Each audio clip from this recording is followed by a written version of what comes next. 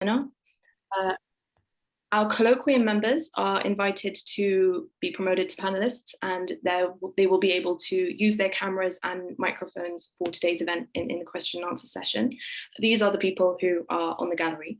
But for the rest of our audience, you can still submit your questions and comments in the question and answer box, or at the time of the Q&A session, you will be able to request to unmute yourself and pose your question directly, inshallah.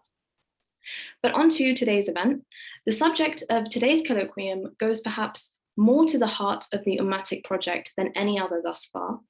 In attending this event, everyone here today has acknowledged the transnational bond that Muslims share, all of us belonging to one Ummah. But what significance does this actually hold, particularly in a time in which we see numerous contested identities, not least of which is our citizenship, determined for us as subjects of the nation state? These are exactly the issues addressed by Dr. Katrin Jomaa in her latest book, Ummah, A New Paradigm for a Global World, which she will be presenting to us today. Dr. Jomaa offers the Islamic concept of an Ummah as an alternative to the nation state, arguing that Ummah, while often defined as a group of people united by ethnicity or religion, is in its ideal sense a community that demands active commitment and a consciousness and continuous dedication to the highest moral ideas of that community. She begins by chronologically and thematically analyzing the word Ummah in the Qur'an in order to propose a novel understanding of the term that connects all of its different meanings. She then compares this new definition to the Aristotelean polis, which highlights the political features of Ummah, thereby situating it within contemporary discourses on liberal politics and community, and creating the space for an alternative socio-political order to the nation state. As such, her book is the perfect stimulus for us to engage with this topic, and I'm excited to hear from her and our respondents today. Dr. Jomaa is, of course, an assistant professor of political science at the University of Rhode Island, and her interdisciplinary research interests encompass classical and modern political philosophy, as well as Islamic thought and Qur'anic exegesis.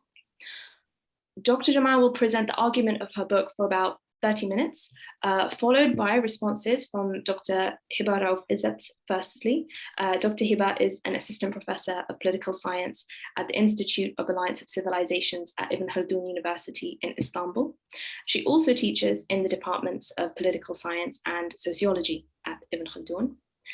Our second respondent for today will be Dr. Anjum, and Dr. Anjum is, of course, the Imam Khattab Endowed Chair of Islamic Studies at the University of Toledo and the founder of the Ummatics project. The last hour of the event will be, inshallah, open to participation from colloquium members and the public audience. So without further ado, I'll hand over to Dr. Jomaa to start us off. Dr. Jomaa, the floor is yours. Thank you very much, and thank you so much for the invitation. I'm really honored by that to discuss my book, and I'm very much looking forward to the discussion. So I'm gonna share, can I share a screen from my perspective? Host disabled participant screen sharing, if you can allow me to. Hopefully, Bethana will be enabling that. It should be enabled now. Okay. Okay, so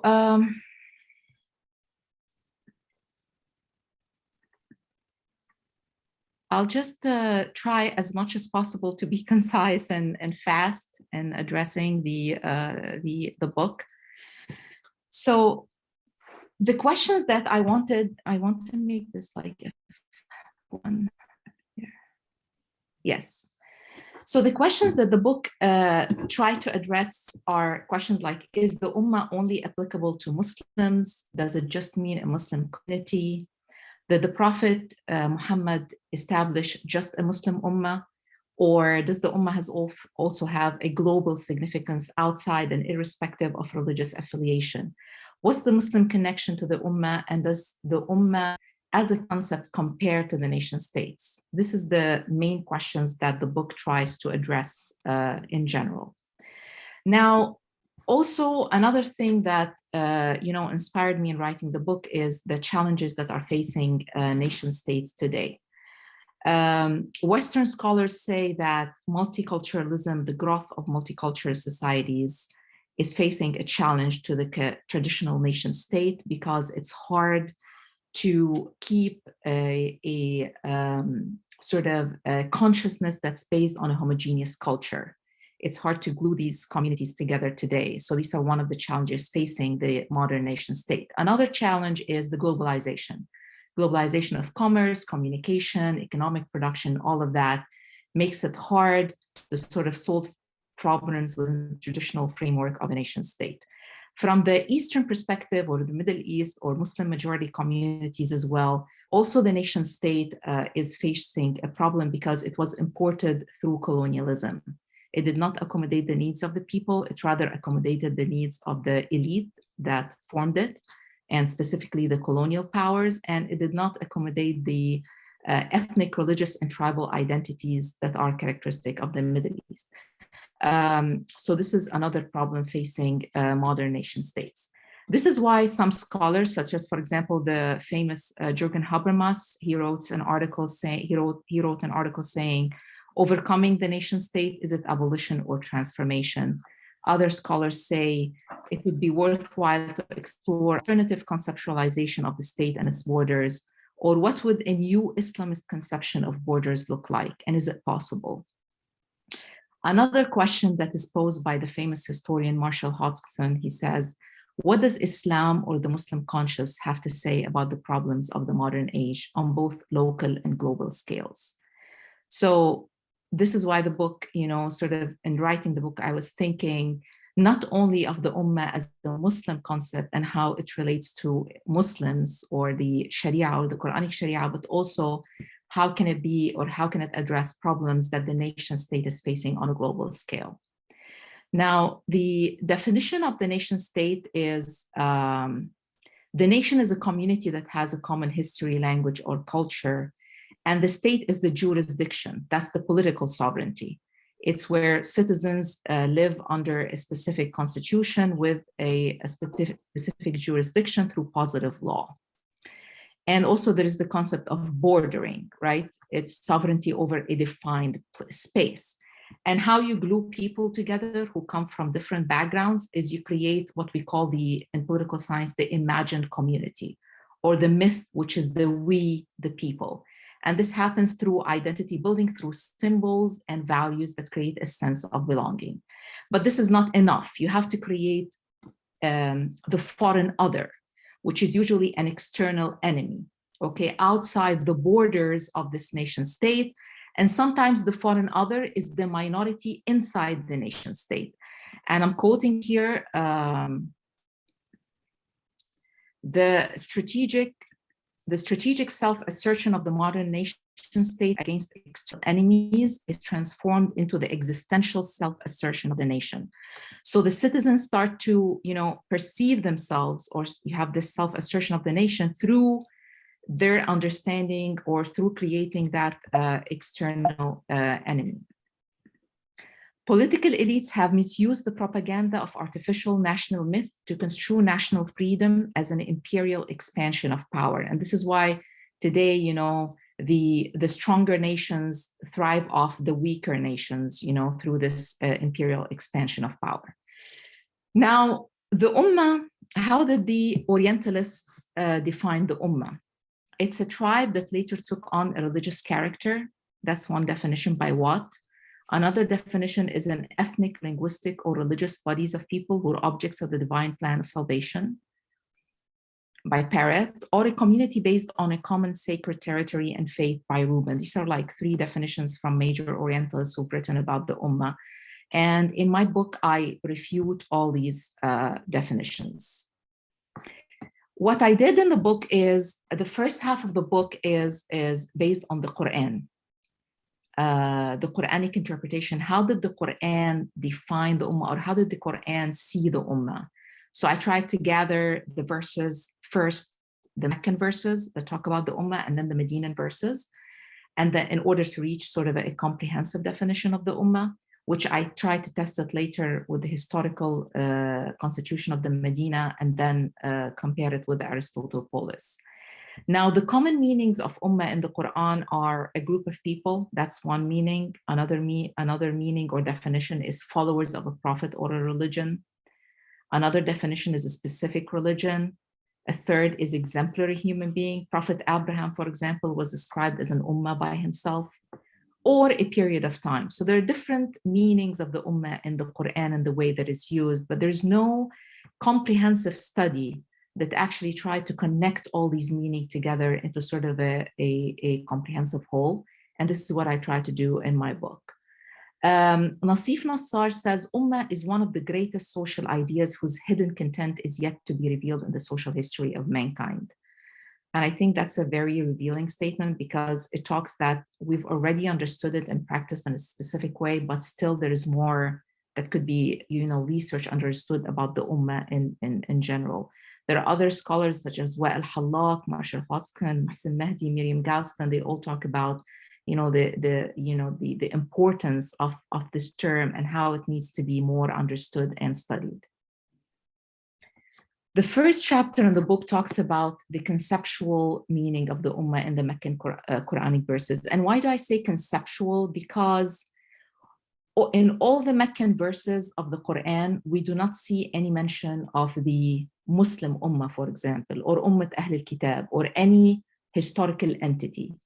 The term is more about these meanings that I just mentioned in the previous slide, sort of separate verses that talk about, address it in different meanings rather than talking about the historical entity that will come later in time.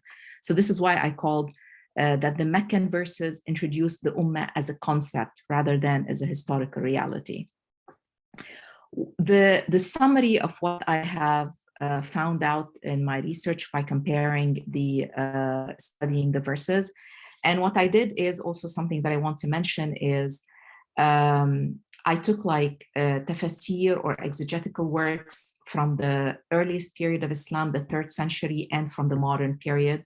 And in that sense, I was comparing the pre-modern exegesis with the modern exegesis and trying to also understand the verses within the context of both. In order to reach, sort of an understanding of the Ummah. The foundation that I found for the Ummah in the Quran, these 3 points, it's associated with choice and responsibility. The core concept of the Ummah is based on the book, the kitab, and not deen, which is religion.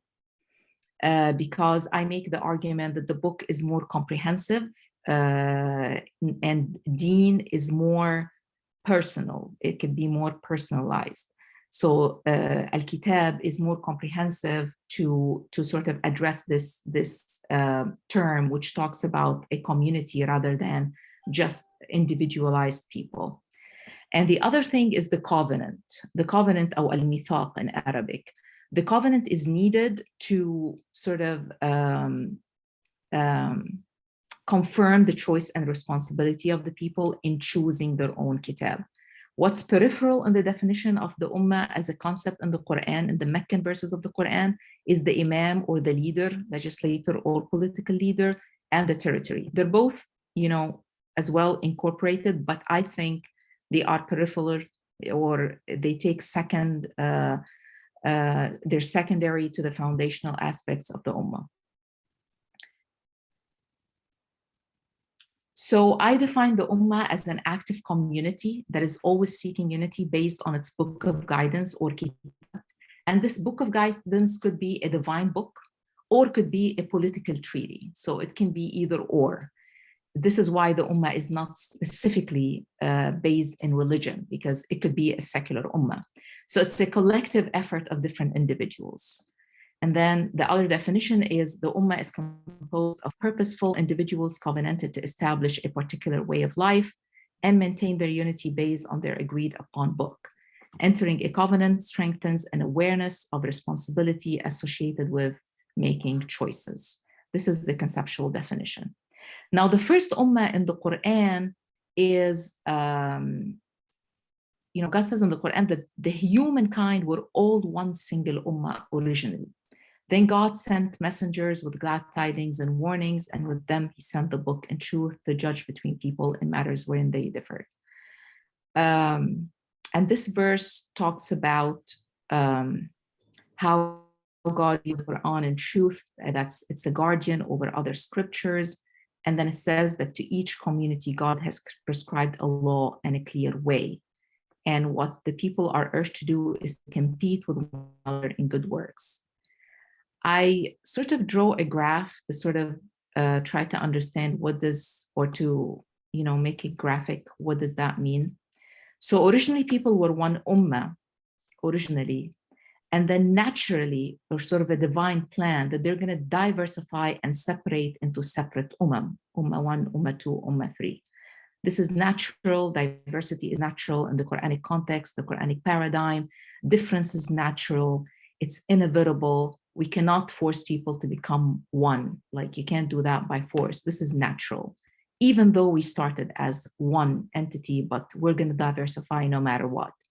Now, what we are sort of invited to do, instead of making all these ummahs into one ummah, that is what the nation state is trying to do, homogenization, forced one culture, symbols, and all of that, to force people into one homogenized identity. Instead, the Quranic paradigm, it says that keep these diversities as they are, because you cannot force people to become one entity. It's impossible. However, create a unified identity, or this global ummah, through covenants, which I will explain in a minute.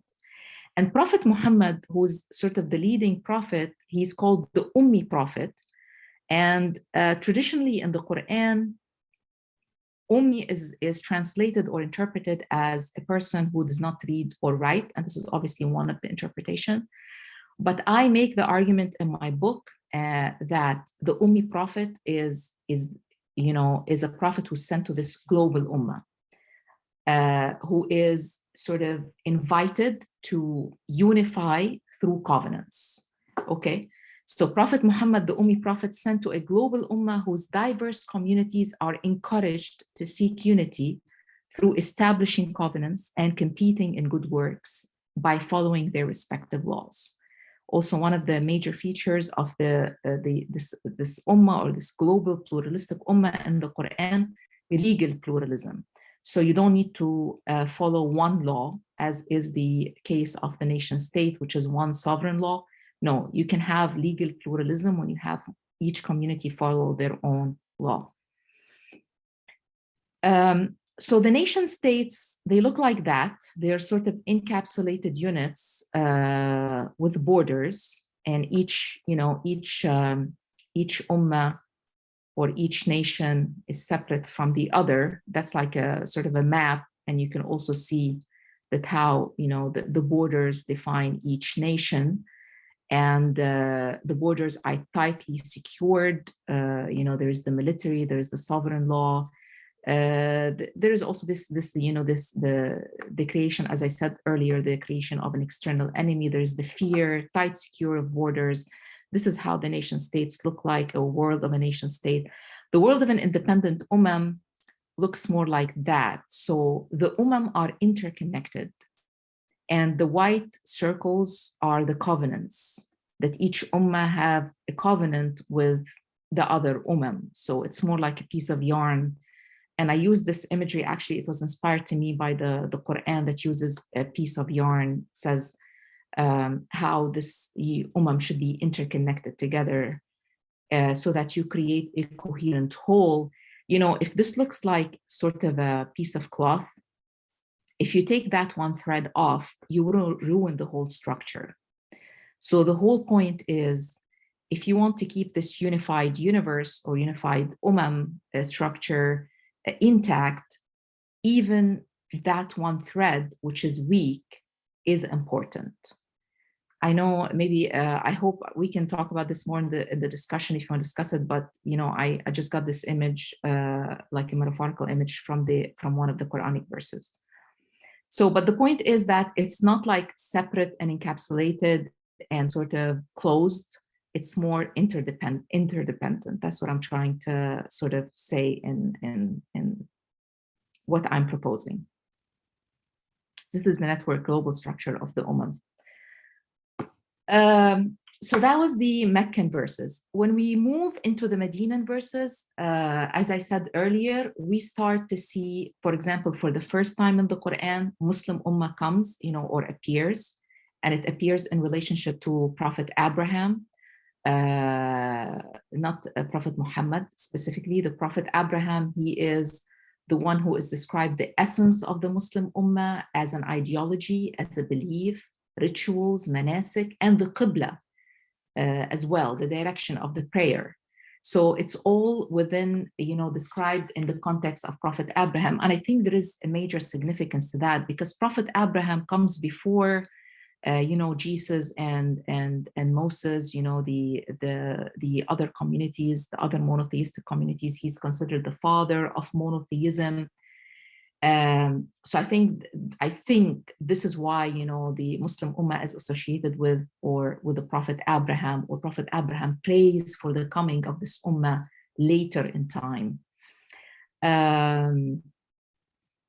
Another thing that I say in the Medinan verses, what I found out in the Medinan verses, that Muslim as a term is an active term that has an essential meaning. Obviously, Muslim existed since the beginning of time, right? Prophet Adam and all the prophets were Muslim, meaning that they submitted to God peacefully, right? And they followed the order of God. However, the Muslim Ummah comes later in time, comes only with the coming of Prophet Muhammad.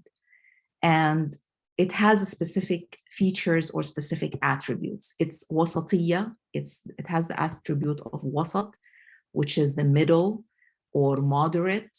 And I describe it as also, it has this equilibrium status, which I will use later in a political setting.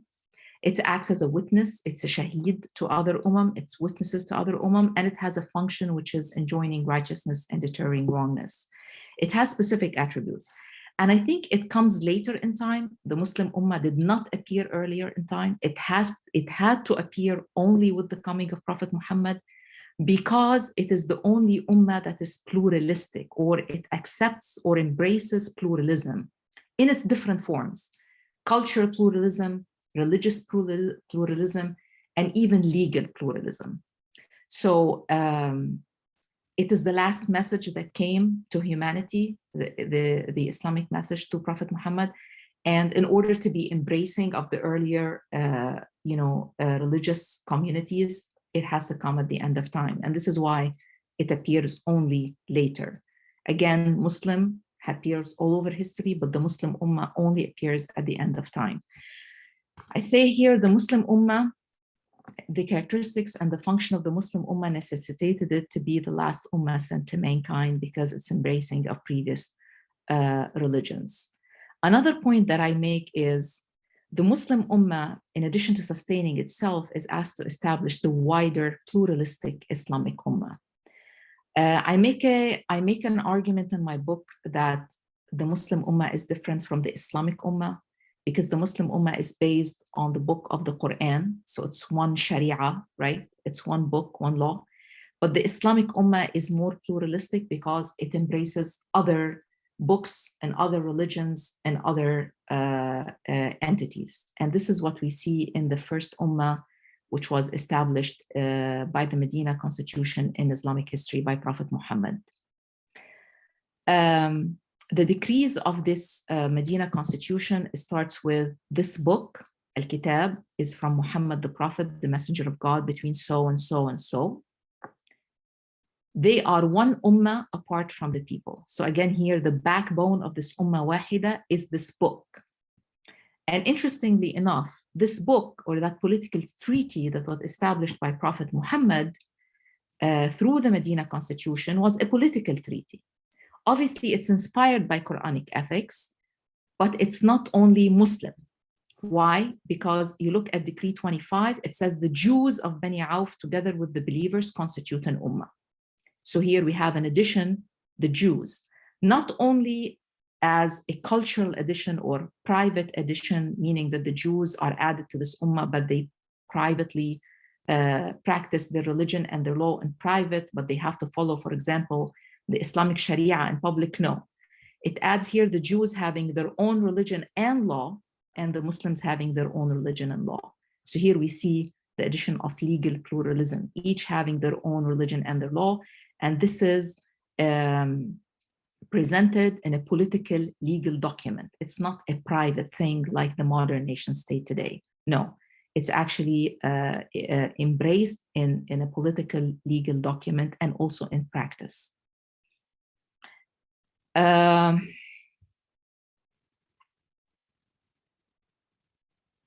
Just for the sake of time, I'm gonna run through the slides. So the way I make this graph also to sort of explain what I'm trying to say about the Muslim Ummah and the Islamic Ummah. So here the Muslims or the Muslim Ummah is sort of the starting point, it's the one that, or the building block, right? The building block. They follow the Islamic Sharia, these are the Muslims. And then you add the Jews following their own Sharia, and then protected persons after that. And this is, I'm talking about the first Islamic Ummah that was established by Prophet Muhammad in Medina. And then you add the allies. So I make the argument and I say that this Ummah is expanding. It's a community becoming, and this is why it's embracing.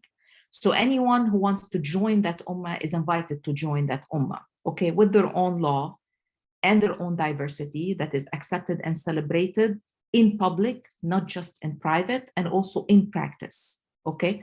So, and this would be the Islamic Ummah. So the Muslim Ummah would be the smaller one, and then the Islamic Ummah is this one that grows actually to includes and embraces others and pluralistic in its different dimensions. So the nation state versus the Ummah, if you want to make like sort of a kind of a summary from what I've just said so far, the nation state sustains itself by creating a homogeneous collective identity united by a political culture. Multicultural societies are held together based on a myth of false sovereignty. While the Ummah paradigm, diversity is celebrated legally and publicly, where political rights mirror social and cultural rights. And this is something that actually Jürgen Habermas talks about in his latest article about the nation state. He says, the nation state cannot survive if cultural rights are not, also appreciated in a political public setting. So there is no need to artificially create a homogeneous culture through national symbols and values. There's no need for this imagined community and forcing people together through a homogeneous culture within the Ummah paradigm.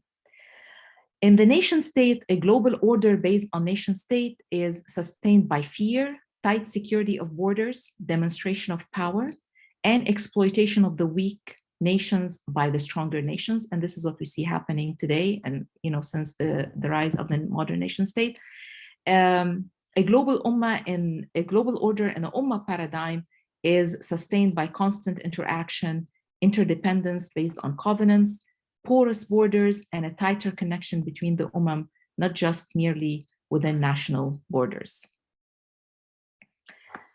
How much time do I have left? 5 minutes, just 5-6 minutes left. Okay, so I'm gonna rush as much as possible through this part. This is the last part of my book, and it's actually the biggest chapter. It's comparative politics. I talk about the political significance of the Ummah and its role. And I use Aristotle to do this comparative political work. I used Aristotle for different reasons. First of all, his thought, I found similarities between his thought and the Qur'anic thought in terms of what is the best government, for example. The best government for him is based on a constitution. As I said, the Ummah, the backbone of the Ummah is based on a book. And the book, it was realized historically through the constitution, right? It could be a political treaty or it could be a religious book, but it's based on a book, like the concept of a book or the constitution. So another thing is Aristotle talks about the human being in total. Modern political theory does not address the human being in total. It addresses the human being as more of a more rational thinking and without addressing the spiritual part. Modern political thought does not talk about the common good. It's more about individualism. But when we look at Aristotle, he talks about the common good. It's very important. So I thought there were similarities between Aristotle and the Quran. This is why I used Aristotle. As a start, before talking about the political community, Aristotle addressed the human being as a political animal. That's what he calls the human being, a political animal, because he has an inherent need for political and social association. On the other hand, the Quran talks about the Khalifa. I think we can discuss more of that in the discussion. If you're interested in that, there's a point that I want to sort of address before I end my talk.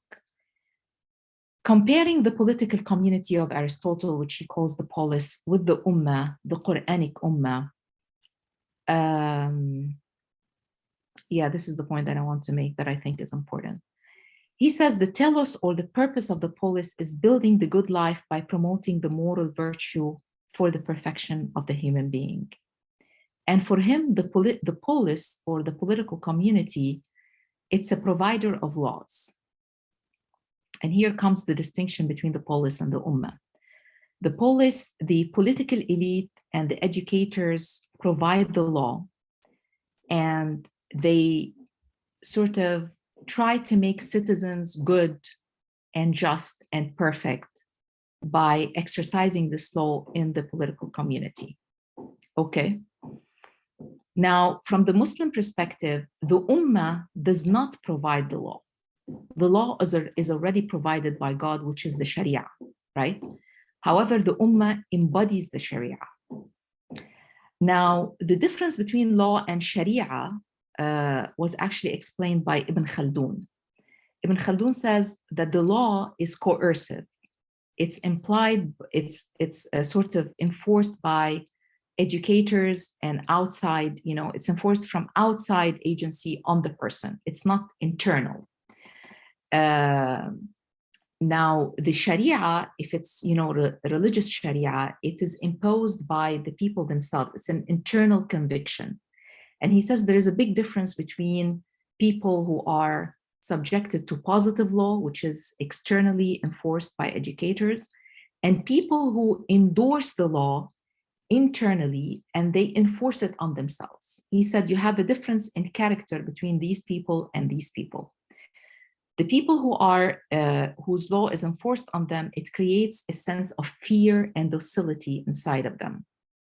The people who embrace the law by themselves and impose it on themselves, it creates a sense of fortitude and strength and courage, and makes them more independent and more resistant to act. And I connected that with this idea of the virtuous Ummah, which is the Muslim Ummah that comes at the end of time. The structure of this Ummah. Sorry, Dr. Jomaa, if you could just sum up in the last minute, if that's all right. I can sense you're nearing the end anyway, but just. Okay.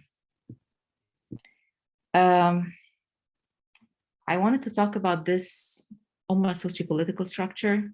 Should I leave it to the discussion, or do you want me to talk about it? I think you could probably do more justice to it in the discussion, but if you want to introduce it for us to talk about later, that's fine. Okay. So I have this graph actually that talks specifically about the Muslim Ummah, not any other Ummah, because this is specifically related to the Islamic Sharia. This graph talks about the sort of the political function and the understanding of justice within an Ummah. It shows that the concept of wasatiyya, or that I talked about earlier, which is one of the main features of the Ummah, it shows how the wasatiyya acts within a system, not just described as an adjective, but this is moderate or this is middle. It's more a system that which wasatiyya is activated, and I can talk about it in the discussion. And it shows how each part of the Ummah is functional in that system.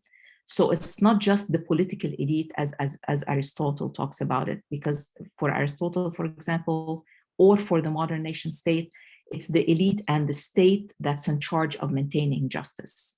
Within the Ummah paradigm, specifically the Muslim Ummah, the Islamic setting, there is a system in which not only one, it's not state-centric or political elite-centric. It's more a system in which all these different legislators, the executives, and the Ummah, each of them have a part in maintaining justice and in maintaining wasatiyya. And we can discuss this more in the discussion. I'm going to stop here and leave it for other people to speak. Thank you so much. Thank you so much, Dr. Jomaa. You've raised many insightful points, and we'll definitely come back to them in the Q&A, inshallah, this last point that you're ending on in particular. But for now, inshallah, we'll hand over to Dr. Hiba for her response. Okay, Bismillah ar-Rahman ar-Rahim. It's quite difficult to comment in a few minutes on such a very interesting book, actually, and the effort is amazing that has been invested in such a new paradigm. So first of all, I would like to thank the whole event organizers for this, the Ummatics and Dr. Umaymir and yourself, Hana. And also special thanks to Katrin and her work. It has been very enjoyable to read. I don't know which approach I should take. I will just say what came to my mind when I was reading and engaging with the ideas. So it might be partly trying to introduce some arguments or suggest some additions. If there will be definitely, inshallah, a second edition of the book, because it's like you're going to work on it, or papers or whatever. So the first thing that attracted my mind is that you were too busy focusing on the Ummah, and I wish that I could see more diagrams relating the Ummah inside and outside with the different concepts that are also building your new notion of Ummah.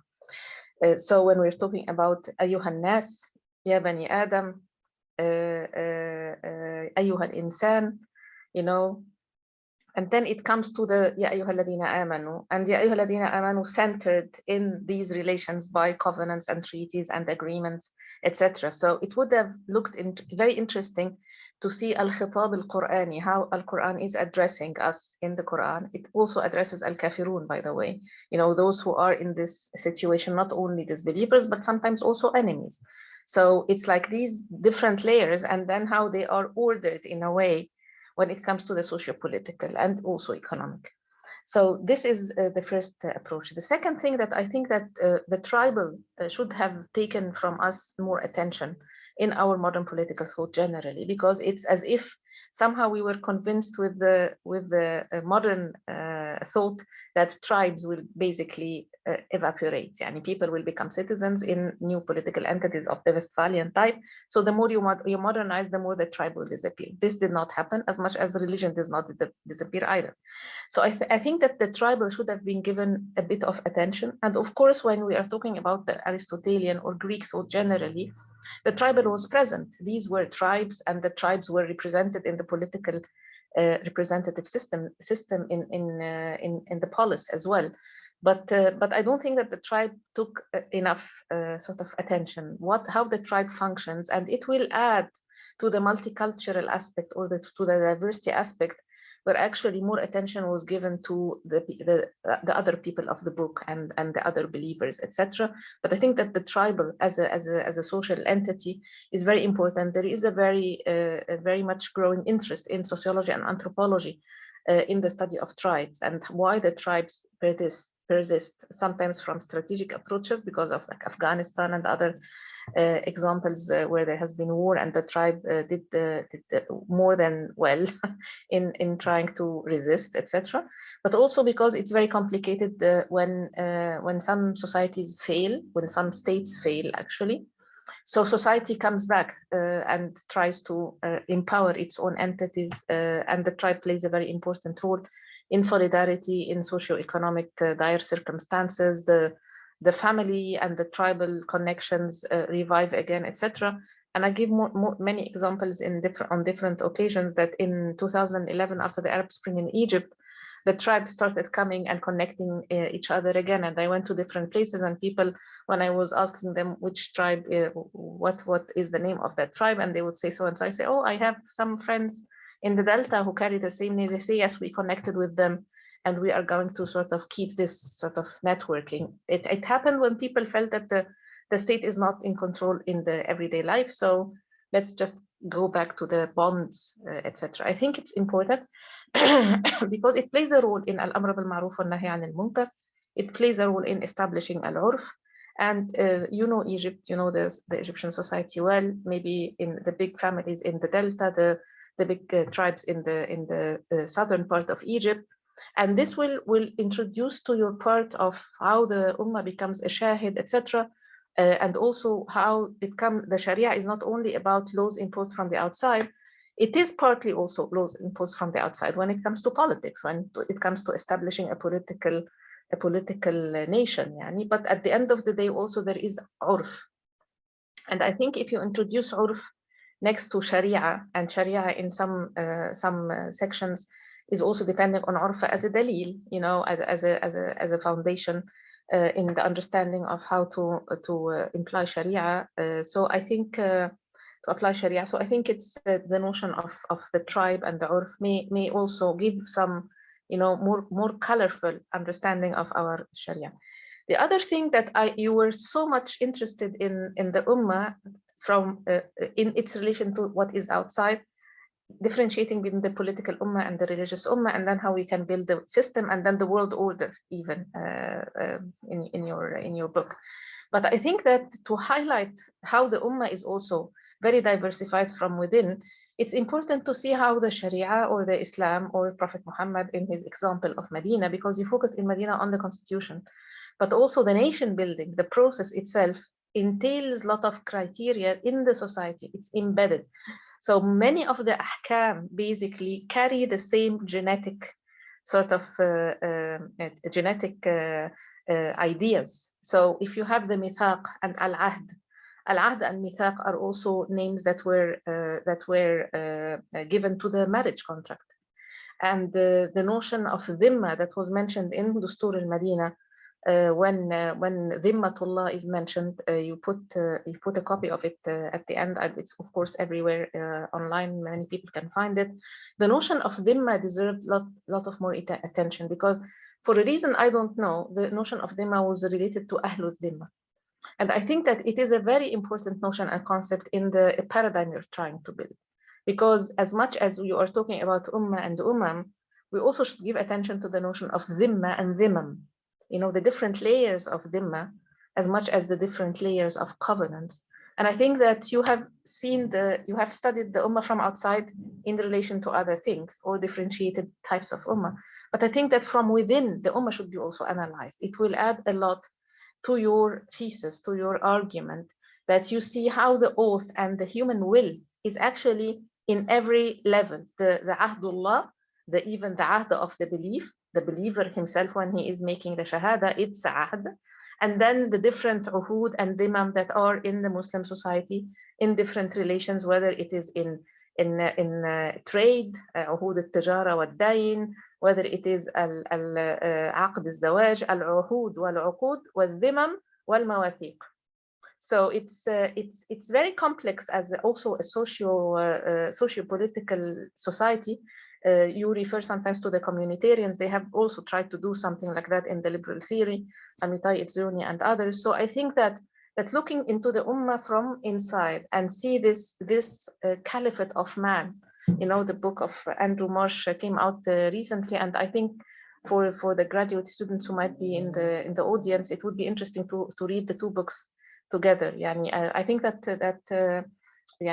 your book, the book of Hutchison, Marshall Hutchison, all the books of basically Armando Salvatore, and also this book of Andrew Marsh are important they complete somehow the picture for those who are interested in understanding in depth. And here also comes the Nizamul Millah. I think that if you had given the example of the Ottoman Empire and how it dealt with these diversities, the whole thing is that Sharia is not only one system of law. Sharia is actually a system of different layers, social and legal, but also within the legal, you have different sort of acceptance of the existence of different sub-legal systems.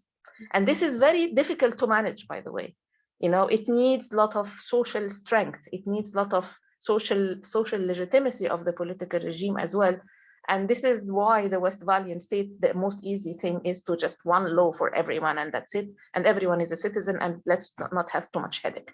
Headache, actually, this necessary headache is what creates a strong society and also a developing society responding to the changing identities. People change their understanding of the belongings and reorder them in different ways.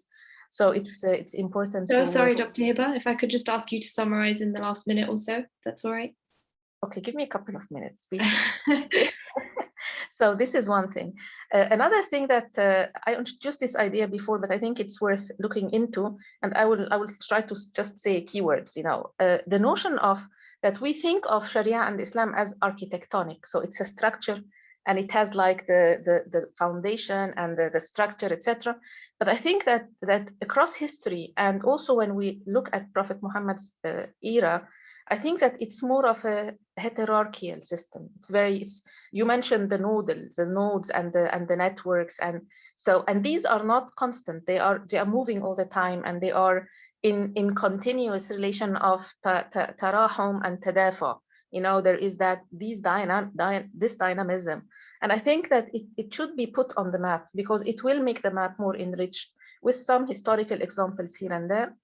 I think that another aspect of the Ummah, some aspects of the Ummah needed also highlighting. You mentioned them here and there, but I want to highlight them in my mind. This is why I'm mentioning them. Number one, the spatial is not only the territorial. So the global city now and its capitalist system in a postmodern age are a challenge. And this challenge needs to be addressed. How can we, these configurations, how are we going to deal with them? The dimension of the structural and the non-structural, sometimes there is that tendency, and especially by the Islamic movements as well, to reformulate our understanding of the Ummah and Sharia and the Islamic system, etc., in terms of structures and systems. And this undermines the fluid and the dimension of agreement and will between people and the network dimension of that society. And of course, war has been absent. You have been trying to build more of a harmonious understanding of the Ummah and the world. And I think that war and jihad are important because we sometimes refrain from discussing these issues because of the Islamophobic war against terrorism, all that phobia. But I think that the balance cannot be left without power. And where is power, and how the power of the people can also be regulated but not completely confiscated, so that we have an order but not a stagnant order where people cannot change the system. So how do we imagine this dynamic notion of the Ummah? I think it's important. There are some other points, I might send them to you later in privately to by email or so, but I think that it's a very interesting endeavor, and the work is amazing, and I thank you very much for giving me this opportunity, Dr. Oweimer and Katrin. Thank you. Thank you so much. Thank you, Dr. Hiba. Okay, alhamdulillah, it seems like we've had quite a few people submitting questions and comments relating to Dr. Jomaa's points. Please, if you can put them in the Q&A box, that would inshallah be better for when we start the Q&A session. Everything is there. It's likely to get lost amid other conversation in the general chat box. So please, for people who have posted questions, if you can repost them in the Q&A box. But before we come to the Q&A, I'll hand over to Dr. Anjum to give us his response. Okay, can everybody hear me? All right. Bismillah ar-Rahman ar-Rahim, alhamdulillah, wa salatu was-salam ala Rasulillah. This is a very difficult thing to comment on such a rich book in 10 minutes, so I'm going to get started. So I'm going to take a slightly different tack from that of Dr. Hiba. So rather than the content of the ideas and how the structure of this really imaginative project works out, I'm going to look at the historical and hermeneutical aspects a little bit. So from the book, which I've had quite for some time and I've read and enjoyed and thought about, it seems to me that you appear to have, one of the projects that you have is almost a theological project, which oscillates between advocating salvific pluralism through selective tafsirs. In this, for example, you have Jews and Christians are, in some of your discourses, are part of the praised Ummah that is headed for salvation. On the other hand, you also seem to embrace in some of the passages a soft exclusivism in which only those who have not yet received the final revelation, for example, on page 113, from among the people of the book are part of the praised and hence saved or community. But in the process, you're engaging in comparing some modern and pre-modern exegesis, relying frequently on scholarship of some contemporary scholars. One, for example, Professor Asma Afsaruddin, whose work on tafsirs you frequently seem to employ, who advocates a similarly ambivalent defense of salvific pluralism. Ambivalent because this defense selects certain interpretations of certain verses and jumps between exegetes to find the desired meaning. So if one follows any one of the exegetes consistently, one would find that the meaning attributed to them becomes unstable or incomplete. To give you an example that you use in your book, for example, Professor Afsaruddin's claim about Ummatan Wasatan, that the meaning by the early exegetes, Mujahid, Muqatil, and Ibn Abi Shayba, its Musannaf, was open-ended, that Ummatan Wasatan was a just Ummah, it was not confessional. But then later, classical exegetes become more confessional and exclusionary until modernists like Muhammad Abdu and others who sort of recover the original true meaning. But when one looks at the original exegetes, Mujahid and Muqatil ibn Abi Shayba, one finds in fact that their meaning is very much in line with the classical exegetes. So just for the, just to confirm what I thought was happening, I actually followed all the way and looked at what Mujahid and Muqatil are saying, and in fact, their view is Ummatan Wasatan is in fact formed in argument with the Jews, you know, and saying basically the Jews were saying that they're Ummatan Wasatan, and Mujahid says, no, it is the Ummah of Muhammad that is Ummatan Wasatan. And so I think that the exegetical enterprise is one that I think that requires a whole different discussion, and I simply pointed to a couple of things that I found. Then I want to comment on your political project, in which the Ummah is neither territorial nor exclusively Islamic or confessional, but made up of multiple confessional communities, presumably of Jews and Christians, who have rejected Islam alongside Muslims. And you also suggest rejecting the old dichotomy of Dar al-Islam and Dar al-Kufr or Dar al-Harb, and oddly attributed to liberalism and the nation state, this kind of sort of frenemy distinction. You propose the legal pluralism of the classical Sharia, but almost find everything else about classical scholarship and exegesis disposable. You propose an open Ummah, one that includes not only believing Muslims, but Jews and Christians who have rejected Islam, but who believe in, at least in some of the passages, still in God and the last day and are righteous. So that's why this ambivalence is something that I'd like to comment on. One tendency that I find also quite significant is that you shift the purpose and mission of Islam and the Ummah in a number of passages, from faith in God in opposition to shirk and kufr to social justice. So you seem to suggest to replace shirk with sociopolitical injustice as the primary antithesis of Islam. This thought, which appears multiple times and is repeated in the conclusion, the first page, it appears to suggest a sort of a secular interpretation of the Islamic project.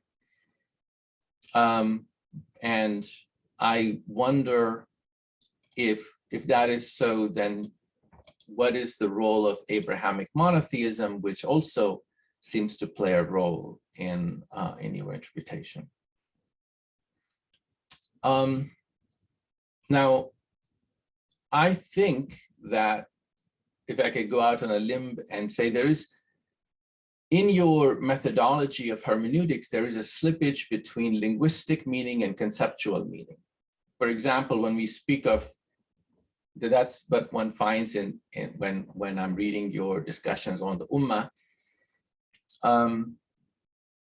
Now, it's kind of like if, suppose we're talking about Salah, the word Salah, which appears in the Qur'an in a number of different contexts.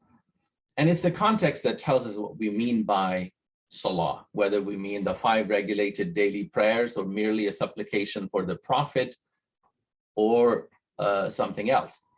Now, if someone analyzed the 5 daily prayers by looking at the appearance of the word Salah or its derivatives in the Qur'an, and then concluded that the meaning of the word are unclear or open-ended, and that we are supposed to do, what we're supposed to do 5 times a day is an open-ended exercise, and that we shouldn't be closed-minded about what it meant, such an enterprise would not be coherent. And so this is the feeling I got at times about what was done to the word Ummah in the book. And that's also how I felt that you referenced to the Prophet Muhammad as an Ummi, which contextually understood was very much a word that made sense to the people. It meant really a Gentile who was not a Jew. So that's about hermeneutics. Now, can you repeat, Doctor, and the last part you said, what did I do to the, I missed that part. What did I do to the Ummah in the book? Can you just repeat it? I'm writing it down so that I address what you're saying. So what I meant, I gave this example, right? That if you take the word Salah, and Salah means blessings on the Prophet, Salah means a call, and Salah means the 5 daily prayers. But if you were to take all of the verses in the Quran and say, let me try to understand the content of Salah, what we're supposed to do 5 times a day by looking at these verses, you would not get a coherent answer because the Quran is referring to different things by the same name. Similarly, the word Ummah, I think that's what you have done is that you've taken a number of passages where the word Ummah has a number of different meanings, and then try to understand, how can the word, the Ummah, have a stable meaning? Well, the Ummah it's such a polyvalent word, it cannot have one stable meaning. So when we use the word Ummah, right? So when, for example, when we use the word the Islamic Ummah, we have a very specific thing in mind. It does not mean Islamic time, even though Ummah could mean a multiple number of years, or it could mean a general Ummah of any number of people. And so I don't think that there is any particular content to the word Ummah unless you refer to it in particular context. For example, kuntum khayra ummatin ukhrijat linnas ta'muruna bil ma'ruf wa tanhawna 'anil munkar. It meant a particular group of people that is being referred to by the Ummah. There isn't anything magical, if you will, about in the language of the word, in the linguistic term Ummah. One final comment, or a set of comments, is about the crucial building block of your book, which is the Medina, which what you call the Medina Constitution. Now, on the Medina Constitution, I have written quite a bit elsewhere, and just preparing an article. So really quickly, here's my view of the Medina Constitution. The Sahifa of Medina is not best described as a constitution to begin with for a number of reasons. It was a treaty whose history of preservation is rather thin, which is made up of multiple original documents, at least two, put together at a later time, which has no mention in the Qur'an, the actual preserved divine revelation, or in the Hadith. The time of the writing of the Sahifa is also disputed. The Sahifa, it's not a pluralist guarantee of citizenship. Rather, it begins with a declaration of the mission of spreading Islam and jihad, and declares that the believers and the Muslims are an ummah to the exclusion of all other people. The clause 55 that you mentioned, the Jews of Banu Auf together with the believers form one ummah, is highly contested. It has at least 4 different recensions that are available in whether by Ibn Ishaq or Abu Ubaid, those 2 main ones that people point to. But Ibn Ishaq, for example, whether it's Ummatun in Yahud Bani Auf, Ummatun min al-mu'minin, or ma'al mu'minin, or amanatun min al-mu'minin, or inna lil Yahudi dhimmatun min al-mu'minin. These are different readings. And then Abu Ubaid's reading, which is in the Yahud Bani Auf, Ummatun min al-mu'minin. So it is a document that is not as stable and as well preserved as it appears to people today. And I provide a history of how modern Muslims, starting in 1975, publication of a work by Dr. Muhammad Salim al-Awa, began to think of this as a central political document, but it was in fact quite unknown and a marginal document, which is not constitution because it's simply not well known to people even in the time. It's never referred to in the life of the Prophet ﷺ. And so there are a number of objections that are I think haven't been answered about the nature. Similarly, Jews of Banu Auf, who are Banu Auf?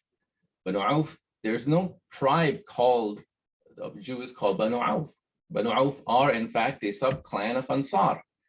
So why is the Sahifa referring to a sub-clan of Ansar and then saying the Jews that are in a tribe of the Medinan Arabs? What this refer, I mean, I discuss all of that and explain what I think is happening. But the main 3 tribes of the Jews, Banu Qurayza, Banu Qaynuqa', Banu al-Nadir, are not mentioned in the Sahifa. And so I think that the Sahifa of Medina was in fact one of many treaties that the Prophet ﷺ made that were later put together.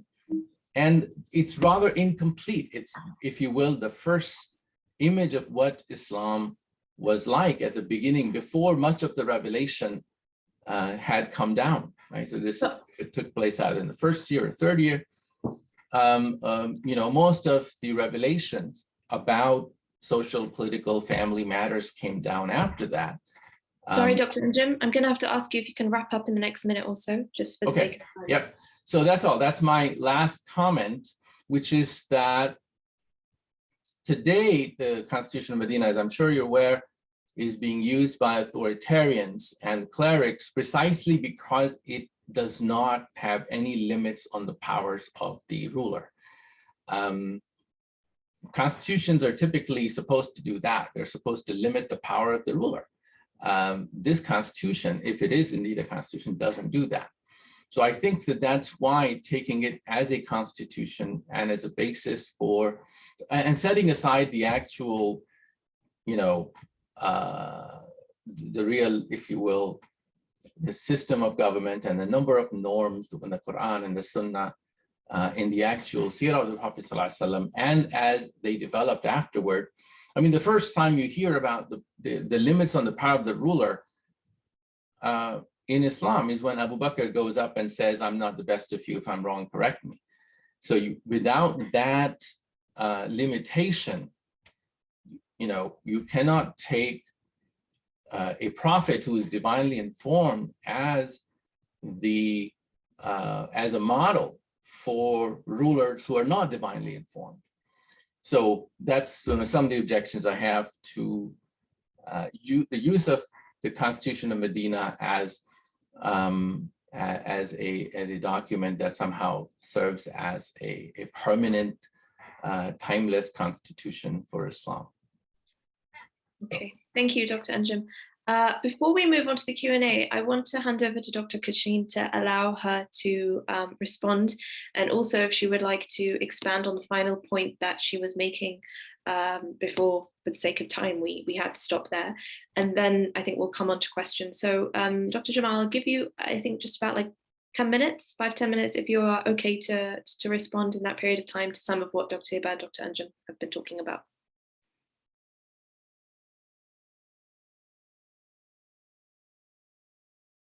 I think it's still muted, but.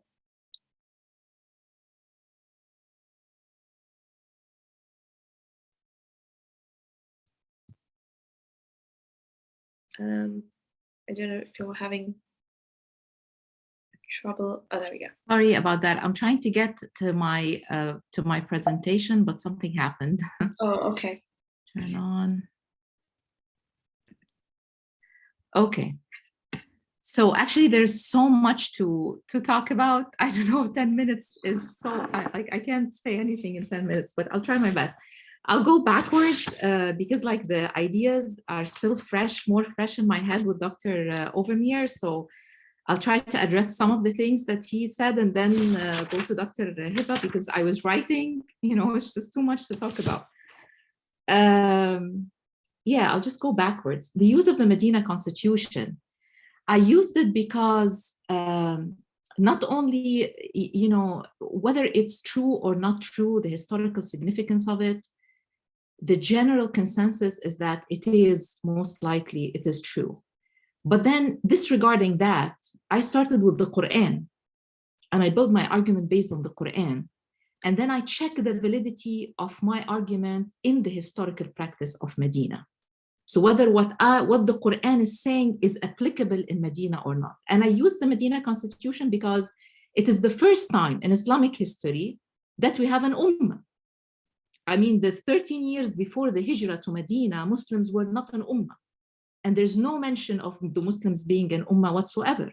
They were just individuals. They were separate. Some of them immigrated to Habasha.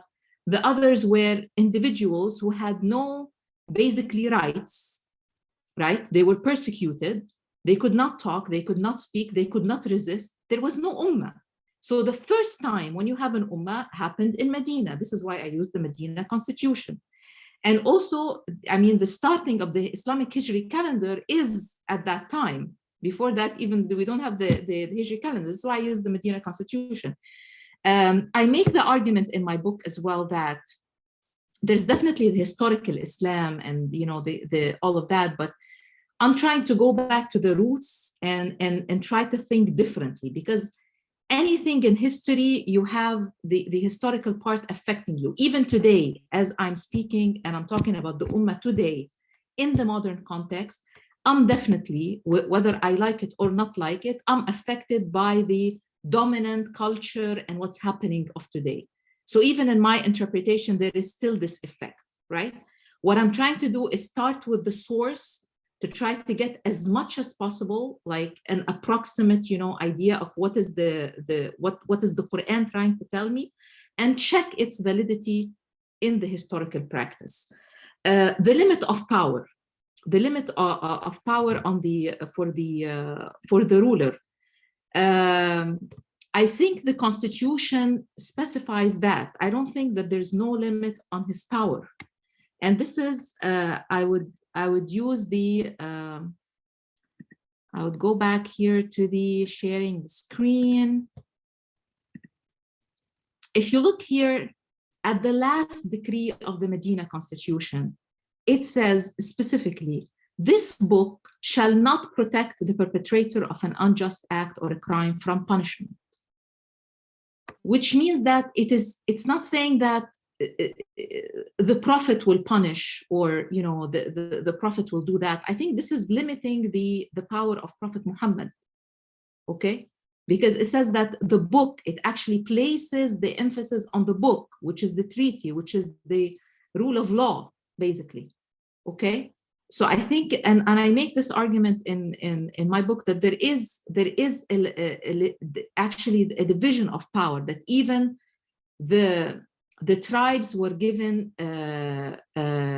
agency in other, here, I don't think I use it.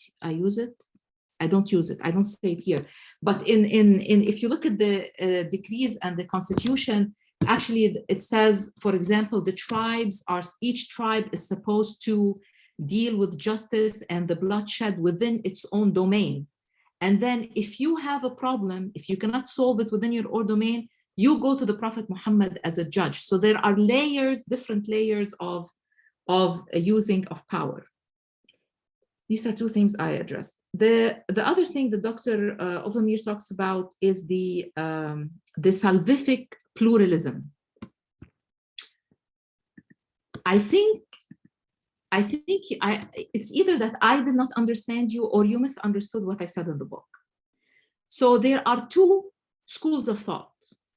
There is the pre-modern and the modern, and even among them, they are different. And this is why I mentioned different exegetes and different exegetical works. So some scholars say that the Christians and the Jews and anybody who did not accept Islam fully will never go to paradise. This is a school of thought. And there's another school of thought which says, no, there are righteous communities from among the Jews and from among the Christians, and I mentioned that in detail in the book, that are granted salvation. And there is a Qur'anic verse that talks about that. So there is a school of thought or a school of, or some interpreters that go towards this understanding of salvation. So there are two schools of thought, and I say, I don't remember that. Okay, I took one side actually, and I'll say which side I took. I think I took the side of Muhammad Abdu, who's a modernist, who says that actually, how do we resolve the tension between the two verses? The first that says that only religion for God is Islam, and the other verse that says that the Jews and the Christians and the Sabians who believe in God and the last day of judgment, there no fear shall come upon them, and basically they are saved. So how do we reconcile both? And the reconciliation is, it depends on if you got the message of Islam or not at the end of the day. So I present those two arguments.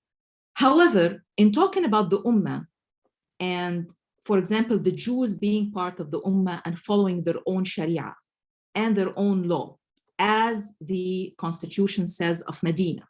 In Medina, the Jews are following their own law and their own Sharia, and they're living under the guidance or under the leadership, the political leadership of Prophet Muhammad.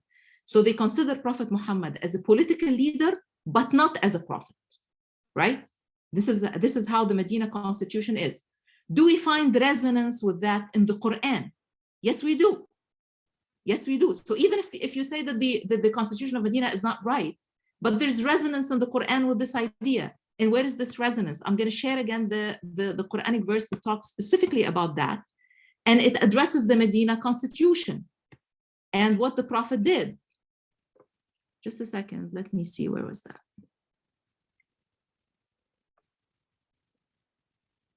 Yes, here. Here, this is the Quranic verse 548. And to you reveal the scripture in truth. This is talking to Prophet Muhammad, confirming the scripture that came before it, and Muhaymin, right? That's the Quran. And then it continues, judge between them with what we have revealed. I did not put the whole thing. To each among you, we have prescribed a law and a clear way. So God is saying To each community, God has given shir'atan wa minhaja. That's the Arabic word for it. If Allah willed, He would have made you one ummah. So obviously, we're not one ummah. I mean, we're not unified. We're not following the same law. And there is a wisdom why He's done that. So He may test you in what He has given you. So compete with one another in good works. A return of all of you is to God. He will inform you about which you used to differ. So there is difference. We're not one ummah. To each ummah, God has given a law and a way, and we are supposed to unite and to compete in what was given to us. This verse talks about what the Prophet did in the Medina. And it talks about legal pluralism, and it talks about pluralism in general. So the point that I was trying to make in relationship to what you have said, here, this is talking also about the socio-political structure, irrespective of salvation, whether this group is going to heaven or not. I mean, I try not to get into that. I mentioned the different schools of thought, but I'm talking here about how to socio-politically organize different communities together. What does the Qur'an say, and how did the Prophet do it? So this is what I'm trying to say. The other thing is, and I think that's important. You said, if I understand you right, and then I'll move to Dr. Hiba because I'm sure there's no time. About the first ummah, or the earlier scholars united the ummah based on faith, right, and against shirk. And later, the modern exegesis, there is a stress on social justice, right? And you're telling me that I took the secular side, right? Is that Dr. Ovamir, that's what you said?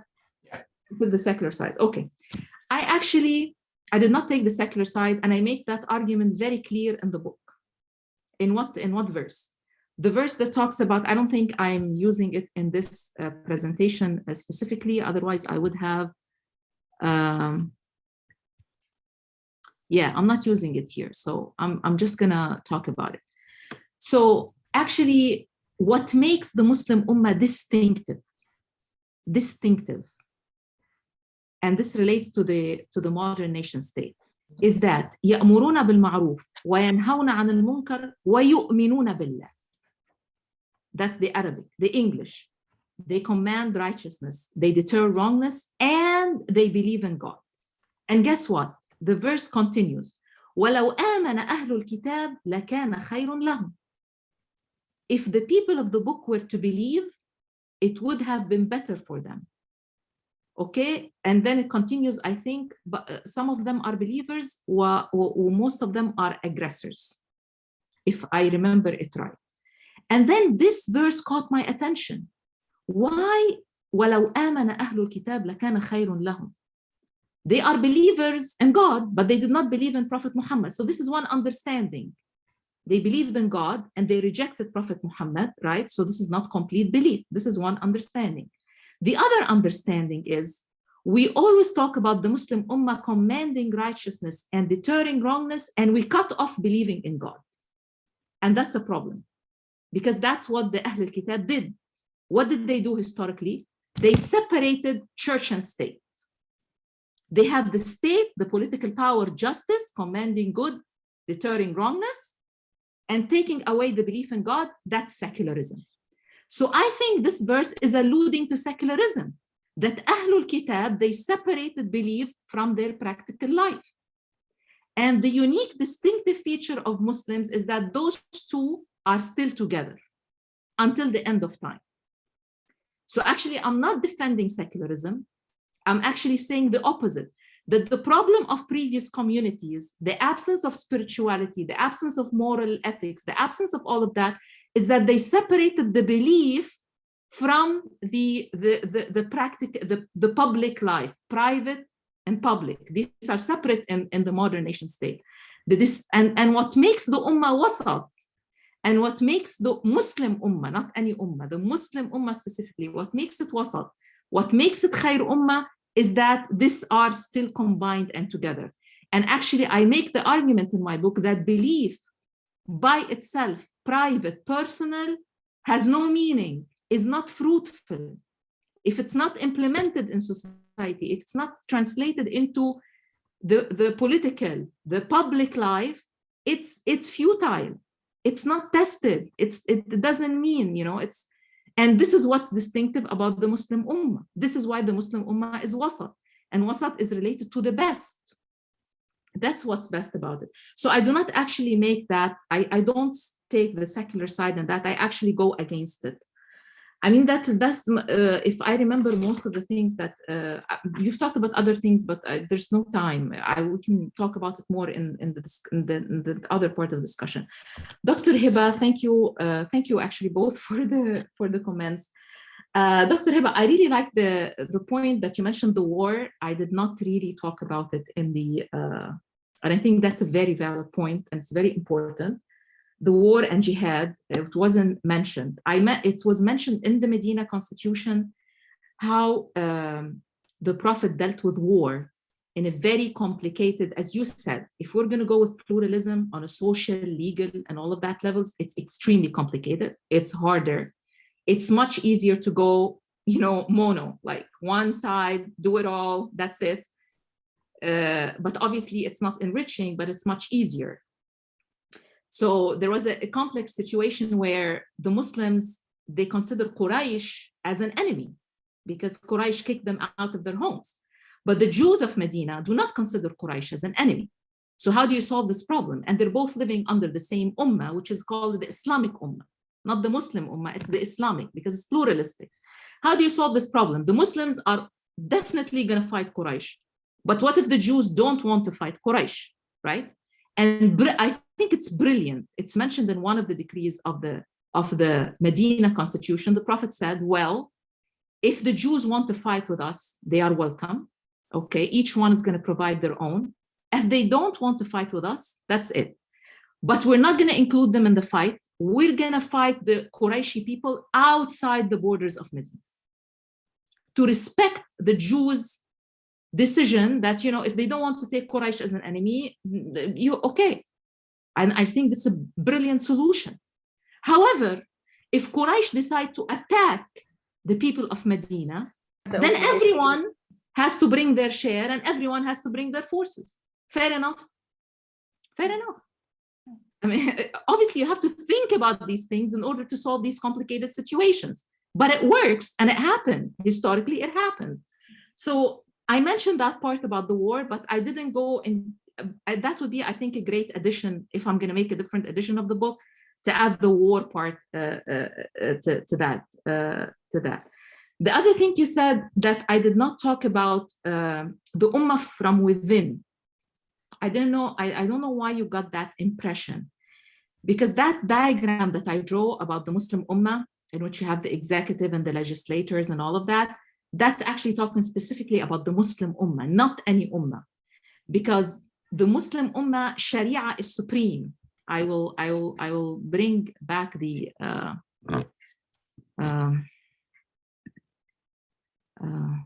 yes. I'll bring back the PowerPoint. Yeah, in the Muslim Ummah here, Sharia is supreme. And this is not the case in any other Ummah. Meaning, Sharia informs the legislators who interpret the Sharia, and it informs the executive, which is the political elite who execute the Sharia, okay? Any other Ummah, the legislators and the executive are above the Sharia. They make the Sharia or they make the law. With the Muslim Ummah, it's the other way around. With the Muslim Ummah, the Sharia informs both because the Sharia is supreme. So this is actually, this diagram is specifically to Muslims, okay? And how they maintain wasatiyya. Legislators could become tyrannical. The executive could become tyrannical or become despots or become, dictators. The Ummah, they can become tyrannical as well. You have the tyranny of the majority. How to avoid the abuse of the legislators or the abuse of the executive or the abuse of the Ummah is this concept of amr bil ma'ruf and nahy an al munkar. That the Ummah will do, that's why I have like an arrow that goes two sides, that goes two ways. That the Ummah will perform amr bil ma'ruf and nahy an munkar towards the legislators and the executive, and those will do the same. That this is how you maintain wasatiyya, that both of them are active. It's not that this is dormant or this is dormant, because if the Ummah is dormant, if they don't do anything, then you have dictators on top here. And this is what we have today in Muslim majority countries. We have dictators because the Ummah is dormant, okay? And if you have only the legislators, and if the Ummah is just the active one, then these ones are going to lose power. So in order to maintain wasatiyya, both of them have to sort of balance each other. So I interpret wasatiyya actually similar to the Aristotle understanding of mean or just, which is equilibrium. Equilibrium. He says justice is a virtue and it's excellent. And virtues are middle between two extremes. So for example, if you're courageous, this is a virtue. You have a middle attribute between two extremes. What are the extreme? Coward or being rash, okay? So the just or the wasat or the middle is always the best among two extremes. And this is what inspires me with this graph, that in order to prevent the extremism of those elite or the extremism of the majority, you have to have a system in which you balance both of these together. And this is within the Ummah. This is not outside. This is within the Muslim dimension. And it applies to tribes as well. I don't think I negated tribes, because I mentioned that, you know, culturalism, obviously you're going to have the tribal structure. It's not going to go away, and it's not going away. It's still existent today. But obviously a community with a tribal setting is going to be different from a community with a different setting, and it's okay. They can interact and live together through covenants. So I did not negate the tribe or think negatively of it. But when I was thinking of that system, that, you know, the wasatiyya and the sharia, I was thinking more of like a blueprint in general, that it can be endorsed by any structure who's willing to take it, irrespective of their social organization. Sorry to cut you. I have a lot of questions. If that's all right. Actually, one of the questions I was going to put to you while you were showing that slide, as it's related, Brother Amin Eli asks, what is the difference between what you're showing on that slide and Montesquieu's separation of powers? Sorry, between this and who? Montesquieu's separation of powers. I don't know. I don't know about the separation of powers of. The separation of powers, I'm guessing he means between the executive, the legislative, and judiciary. Yes. So yeah, I mean, I'm not saying that this is completely original, obviously. The two different things, you know, the separation of powers that exists today, obviously.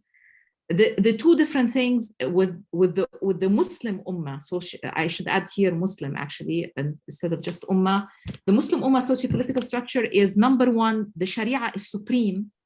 So instead of the legislators and the executives making the law, they do not make the law. These interpret the law and these execute the law. They are informed by the law. So that would be different with the modern style. That's one thing. The other thing is, when we talk about the modern nation state, it's always about the rights of the Ummah, the rights of the Ummah,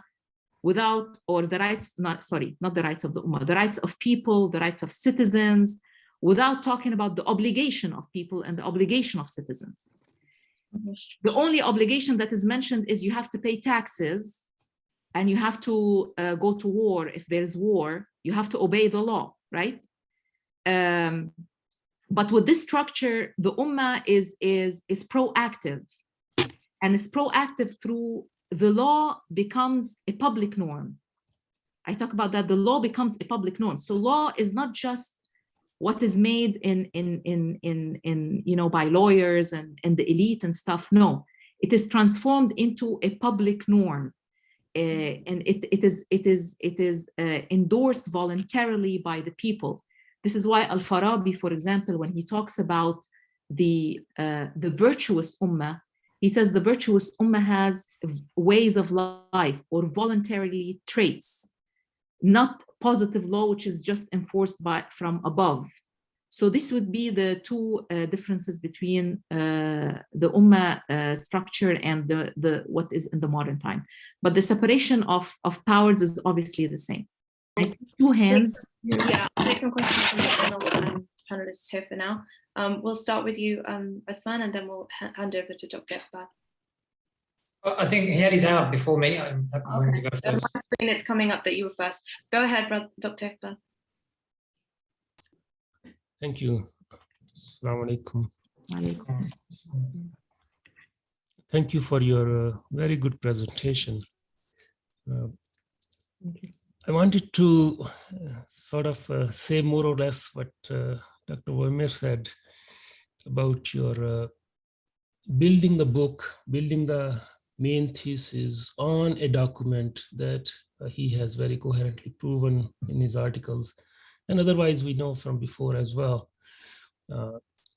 It's not a solid foundation in itself for many reasons, but two things I wanted to point out. The question regarding the use of tafsir, authorities in tafsir. You have selected a range from classical to the modern, classical meaning only two at the beginning and then coming to the modern time. When we are developing a conceptual framework based on a Qur'anic term, you have very rightly said that everyone is affected by the historicity of the time in which something is written, and you acknowledge that you yourself, we are all within the tyranny of time, we are all within that scope of that. But within that, any given tradition, whether it's tradition of science or theology or tafsir, there is gradation. So Einstein is not equal to any other Joe or Blow within the scientific tradition. When we say Newton, we have a certain idea of the contribution. So one of the problems that we are facing today is the flattening of the tradition. So one man, one vote, everybody is equal. Obviously, Ibn Abbas is not the same as someone else because of the traditions we have about him, because of his understanding. So that part I find quite troubling in the sense of weightage one gives. The second part, I think Dr. Wimmer very precisely pointed out how we conceive a term in the Quran. He gave the example of the Salah, but because the example of the book is more relevant to your thesis, there are 23 meanings of the word book in the Quran. And the way you have conceived the word Ummah, I think what is needed is to extract the political, social political meaning of the word Ummah or the term Ummah in the Quran within the greater worldview of the Quran in order to be true to the source. So you mentioned that instead of relying on the tafasirs, we go back to the book, but when we go to the book and the Sunnah, we are still dealing with words. And words have a linguistic meaning and they have technical meaning. How do we receive the technical meaning which is attached to the concept of the term? We still have to rely on something. The Quran doesn't speak itself. We are still dealing with a term that appears in different contexts. And to use the words such as secular ummah, that's a misnomer. Secular ummah is like saying, well, secular Muslims. What does it really mean in terms of content? And finally, this idea that the concept of Ummah started in Medina,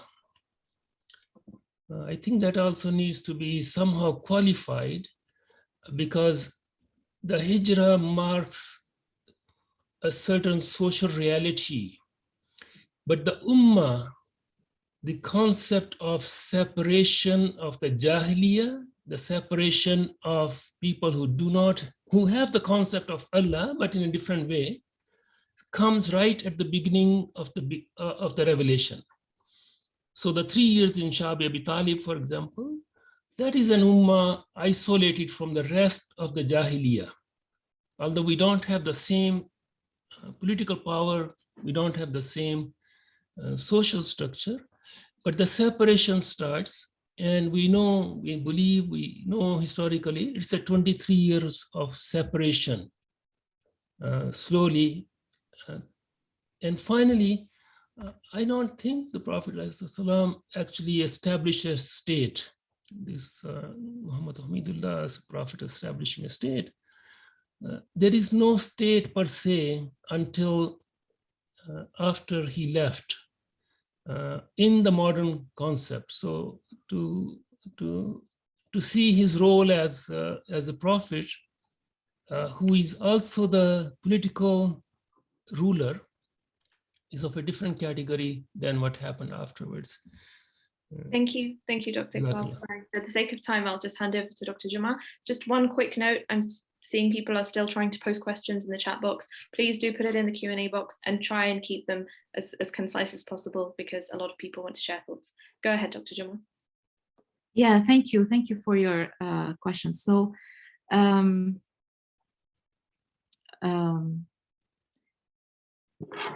about the usage of the word, so I did not build the whole book on the Medina Constitution. The Medina Constitution, I use it in the 3rd chapter, and I use it as a check. So first of all, I use the Meccan and the Medinan verses. That's half of the book, talking about the concept, and then I check whether what the Qur'an says is validated in the Medina Constitution or not. So I use it as a check rather than as a foundation to build the whole argument. The foundation that I used to build the whole argument is the Qur'an, and I did not use it exclusively. I used the tafasir, obviously. I picked 2 tafasir from the 3rd century and 3 from the modern century, from the modern time. And I used the Tabari from the 3rd century. I mean, Tabari is considered the tafsir in the tafsir world, is considered the main tafsir in Islamic. So it has a big weight. Obviously, it doesn't have a big weight as Al-Qummi, for example, or other tafsir. Al-Qummi is, and I also use Sunni and Shia, both, to be more comprehensive of all traditions, and also within the spirit of this work, because this work is talking about pluralism and talking about unity and talking about all that. So I also address both Sunni and Shia sources. The Tabari obviously is much bigger as a tafsir than the Qummi. Qummi is few volumes. The Tabari is, I think, 24 volumes. And it's not the weight of, for example, modern ones like Muhammad Abdu or Sayyid Muhammad Hussein Fadlallah. But I try to be, يعني, as much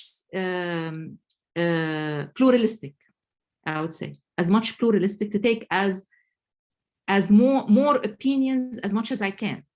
Okay, so I'm taking different tafasirs. They're not all the same weight, but at the end of the day, if you're writing a book, I mean, it's limited, right?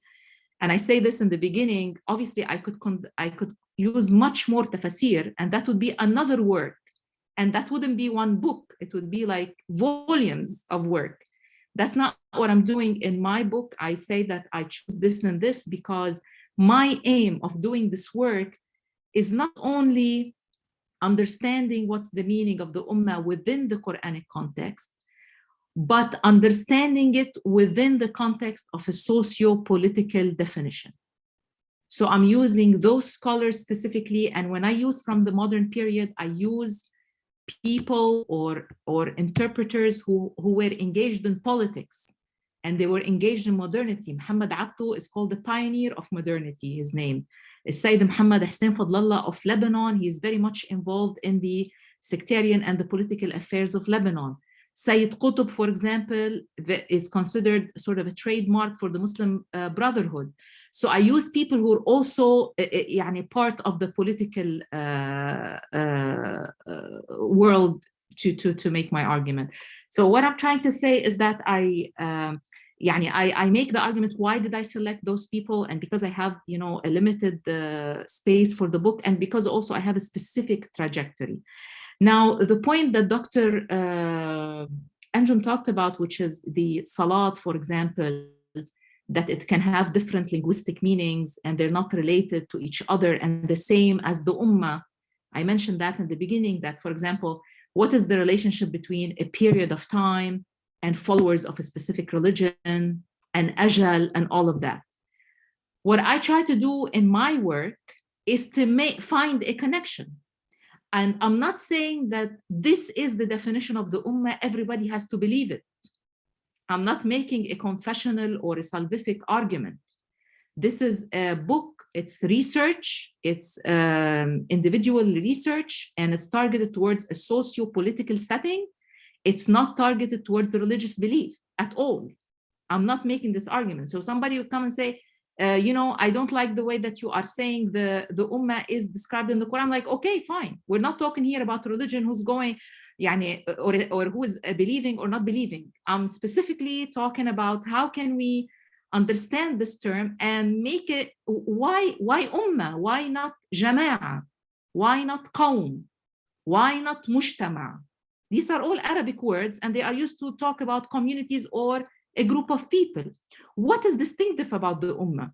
And the beauty of the Arabic language is that each word is distinctive and it has a distinctive meaning. And when the Qur'an uses Ummah, when God uses Ummah in the Qur'an and not Jama'a or not Qawm or not any of that, there is a reason. And we are, invited to, as scholars or as researchers, to find what is this reason, what's distinctive about it. So the Quran says, وَمِن قَوْمِ مُوسَى أُمَّةٌ يَهْدُونَ بِالْحَقِّ وَبِهِ يَعْدِلُونَ. From the people of Moses, there is an Ummah who guide with the truth. So obviously there is a difference between Qawm and Ummah. So that's what I am trying to figure out and understand in this book. Thank you. Not to say that this is it. Somebody else could come and make another book and use the same verses and make another argument. That would be great. I mean, this is the scholarship. Mm-hmm. I think, we need to sort of try to, how would I remember when I started writing this book or this research, which was actually my dissertation, my PhD dissertation. I remember one of my professors saying, you should not be descriptive. You should not, what she says literally is that you should just describe, but you shouldn't prescribe. You shouldn't say something new. And I did not like that. I honestly did not like it. This I continued. I didn't write the same when I was writing my dissertation. I put my opinions more when I wrote my book. But the point is, I think we need to start being more courageous, as long as we're not dealing with belief issues. When we're talking about socio-political settings, we need to be more courageous, and we need to propose for us as Muslim communities and for the world as large something new. I think we need to be more courageous with that, as long as we're not touching with belief issues. That's what I think. Thank you. Thank you. Go ahead, Uthman, and then we'll come to some more written online questions. Jazakallah khair. Thank you very much, Dr. Jomaa, for a fascinating presentation, which touches upon so much ground and various disciplines, which I think is why we're getting various questions. I want to keep it short. I also had a couple of questions. One main question is on political theory. I want to move the terrain here a little bit to my own field. But I had a very short hermeneutical question as well, which I'm just going to throw out because it's extremely short. The idea that each people has their own shira and minhaj, how would you square that with the other very clear, definitive Qur'anic prescription, for example, that the Muslims ought to take jizya from the Jews and Christians? Or from the very same ayah that you used, which says, everyone has their own law, but then goes on and commands the Prophet to judge between them by what has been revealed to him. That's a very pointed hermeneutical question, but also my main question is about political theory and looking at your concept of Ummah. You've got a Muslim Ummah embedded within a Islamic Ummah, which are different peoples trying to come together. I can understand how the Muslim Ummah is an Ummah, it's a community, it's grounded in the Qur'an, it's grounded in certain normative values, so it's got a culture and so on and so forth, even though we're diverse within itself. But it seems to me that the Islamic Ummah, what you're trying to reconceptualize the Islamic Ummah, in contrast to the nation-state model, lacks normative resources, because you're saying that these different peoples are going to try to come together through covenants, effectively, political treaties. But political treaties are very contingent realities, right? Like in a particular time, I may not agree politically with anyone else in the world, or with one or two. It's very contingent. It's very much sort of, Habermas might say, this is a very modus vivendi type of, organization. So does it have sufficient normative resource, this idea of the Islamic Ummah, to provide us, with anything? It seems anytime you contrasted the nation-state model with your model, you refer to some Qur'anic ideal, right? But it's only the Muslims that refer to that Qur'anic ideal as an authority. Everyone else doesn't. We're going to have to need some sort of other moral resources to do that. Where are they going to come from? Thank you. Yeah, so I'll start with the Medina Constitution. So the Medina Constitution, I usually, if I'm teaching in my class, I ask the students when they look at it and read it, I tell them, is it religious or secular? And they don't have an answer. They don't know whether it's religious or it is secular. Because if we say it's secular, it is secular because it allows for pluralism. The Jews are there, they practice their religion, they have their own law. And religious, yes, it's also religious because it's based on Islamic normative values. And I think this is what you're trying to say, right? The Constitution is based on Islamic normative values. What are these Islamic normative values? The Islamic normative values is that you can have a religious community having the leadership, but other religious communities living together with them, with their own law and their own practices, and it's okay. That's a paradigm by itself. You know what I'm talking about? So the Islamic normative values is actually what the whole book is talking about. So this whole structure, the way the Ummah is defined, the way the Ummah works, the way you can have a secular Ummah. When I say a secular Ummah, it's an Ummah that is based on a book or a treaty that is not specifically Islamic. There is, for example, a verse in the Qur'an that talks about two Ummams, both are in the hellfire and both are cursing each other, right? So obviously they're not believing Ummams. So not all the Ummams are Muslim or are righteous. There are different kinds of Ummams. So this is why I said the Ummah as a concept is based on the book. Now, if you add something to it, an adjective, you say a Muslim Ummah, then now we're talking about Muslims. Now, I see where the confusion comes from, because today, when you mention Ummah, automatically you think of Muslims, right? I mean, in the literature, in our talking, when you say Ummah, you think of Muslims. That's all what you think about. What I found when I did the research on the Quran is that when you say Ummah, it's not only Muslims. I mean, there is an Ummah of birds, and there are Ummah of animals. There's, they're even with other creation, there's other Ummahs. So this is why I said the backbone is the book. So I think the Islamic normative values is the values that I have been discussing throughout the talk. If I'm making clear, and you can tell me if I'm not being clear.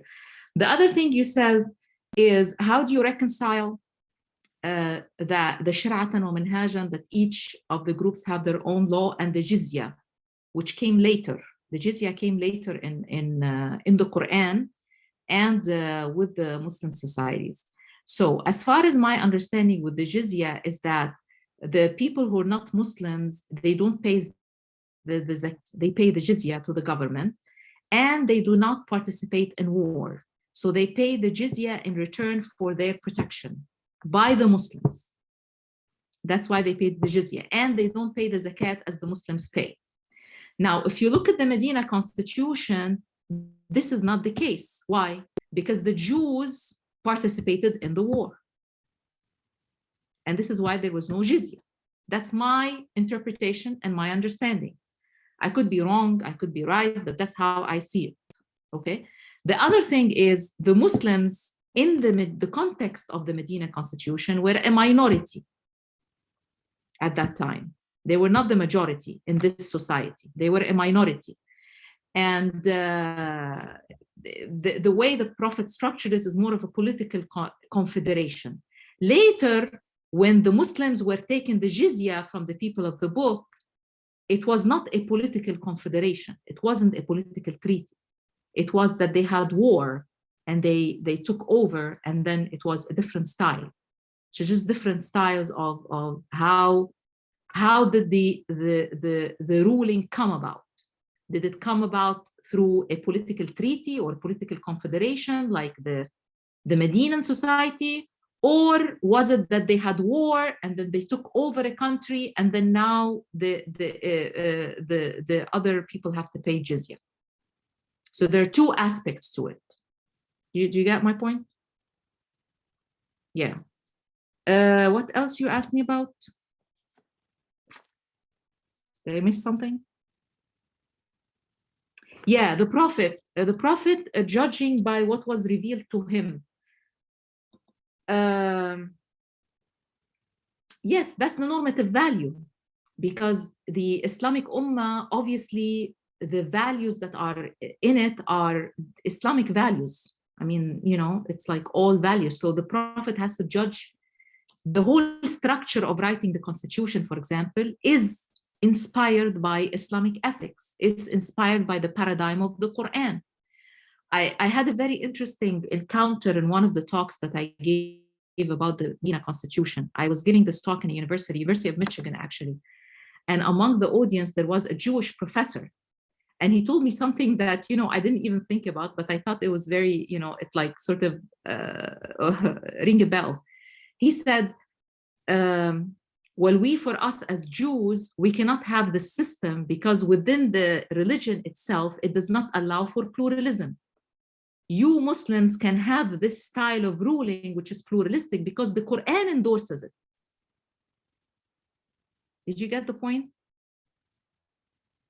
So that's the normative value that you're talking about. So the Prophet could do this because the Quran says it's okay to do it.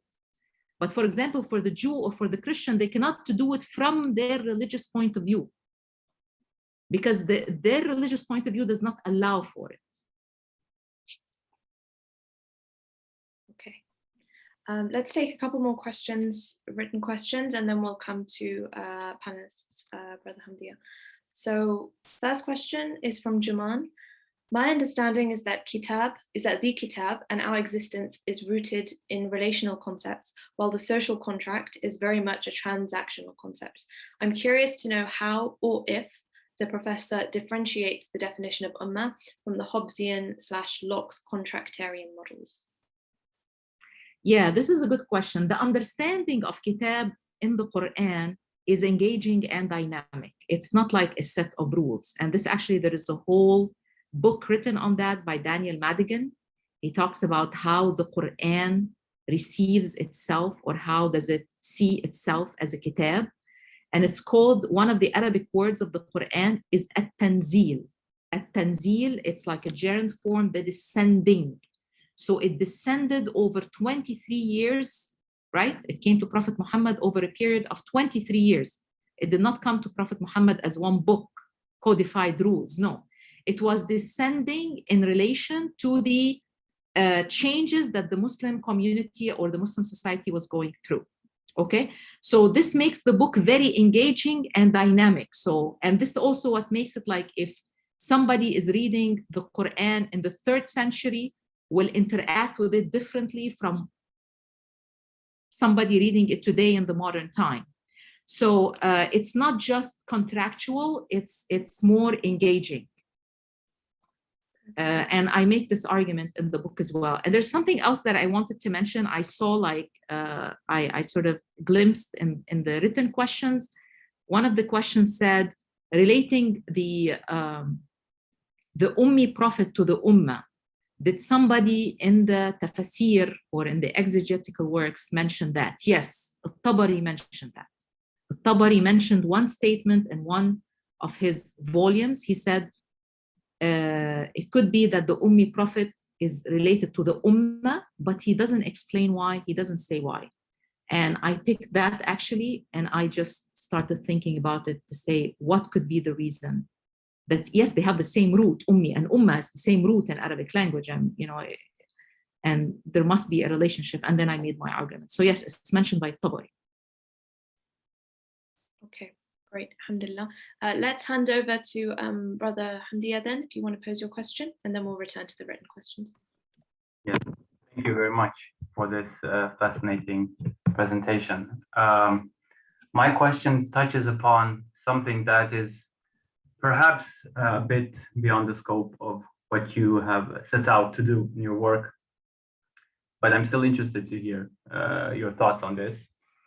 You contrast the nation-state model with the model of the different Ummah, and you compare it to a yarn or a quilt, perhaps. So I think you mentioned yarn. So the question then is, how do we get from this to that? How do we go from the nation-state model being dominant to a world in which the Ummah model is feasible? And it seems like some Islamist projects have decided to use the nation-state as a sort of tool. They see it as perhaps a transitional stage where we go from the nation-state model toward a different type of world system.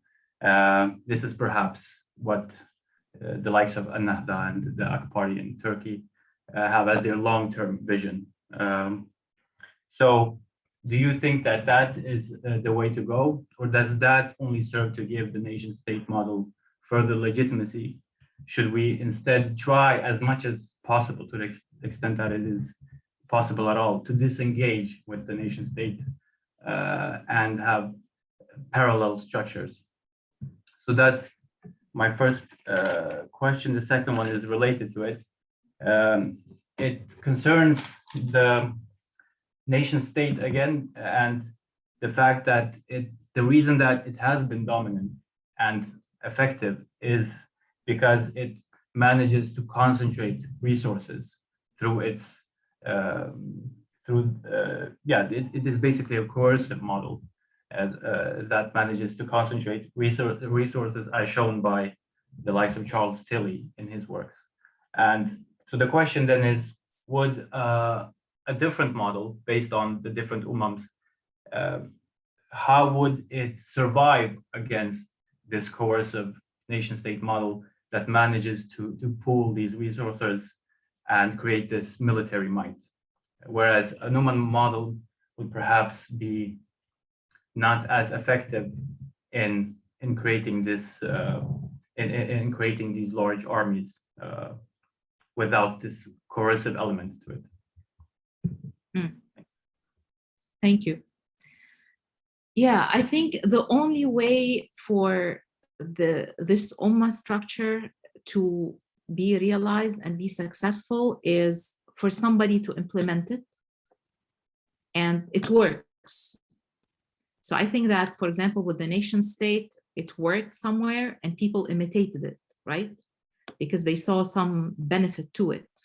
So the same with the Ummah, if it has to be implemented and endorsed by some nation or some community, and then it works. And then when it works and people see that it works, obviously it has to be somewhere in a Muslim community first, because this is based on Islamic or Qur'anic ethics.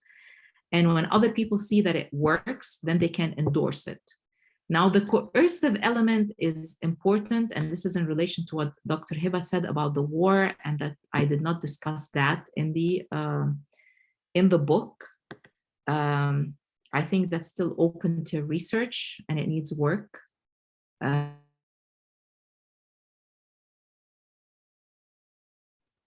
Yeah, but I think that the globalization that's happening today, and the social media, the internet, the ease of communication between people today should help the rise of a world that is governed by Ummah. Like as a sort of a, you know, the life that we're living today. And this is one of the challenges that the nation state is facing. I mentioned that in the beginning, that globalization is posing serious challenges to the traditional model of nation states and solving problems through the regular nation states. So while it is posing a challenge to the nation state, I think it's a benefit and a bonus to a world that is, you know, governed by Ummah, or the idea of the Ummah, because the Ummah is based on interconnection and is more based on connection rather than, you know, tight borders and separation. But the other question about the war and how the term, you know, the domination and all of that, I think I haven't addressed that in my book, and I think this is something that could be addressed and needs to be researched. Okay, thank you, Dr. Jomaa. We have about 10-15 minutes left, so I'm going to try and get through as many of these questions as possible. The next one we have is from Abdul Majid bin Habib. Please, Dr. Jomaa, do you think that it makes sense to compare between some Qur'anic terms that may be belonging at some point to the same semantic or pragmatic area? I refer here to Ummah, Qawm, Fi'ah, etc. Yeah, I mentioned part of that in some verses that I used in the book, clarifying the difference. I did that in the first chapter, but not like in detail. Like I didn't, for example, let's say if, for example, Qawm is mentioned in the Qur'an, let's say 5 times or 10 times. I didn't take the 5-10 times it's mentioned and then compare it with the Ummah, because I focused on the Ummah in detail, but I have like mention of the kind of a difference, but in a more superficial manner, not in very much detail. Mm-hmm. Next question is from Abu Karulia. Should Muslims rather construct a transformative conscious movement from the Qur'an that is moral and ethical to deliver a righteous way of life? From here, Muslims can learn to know humanity and develop a world of noble, enlightened, and righteous people who will lead this TSM, transformative conscious movement.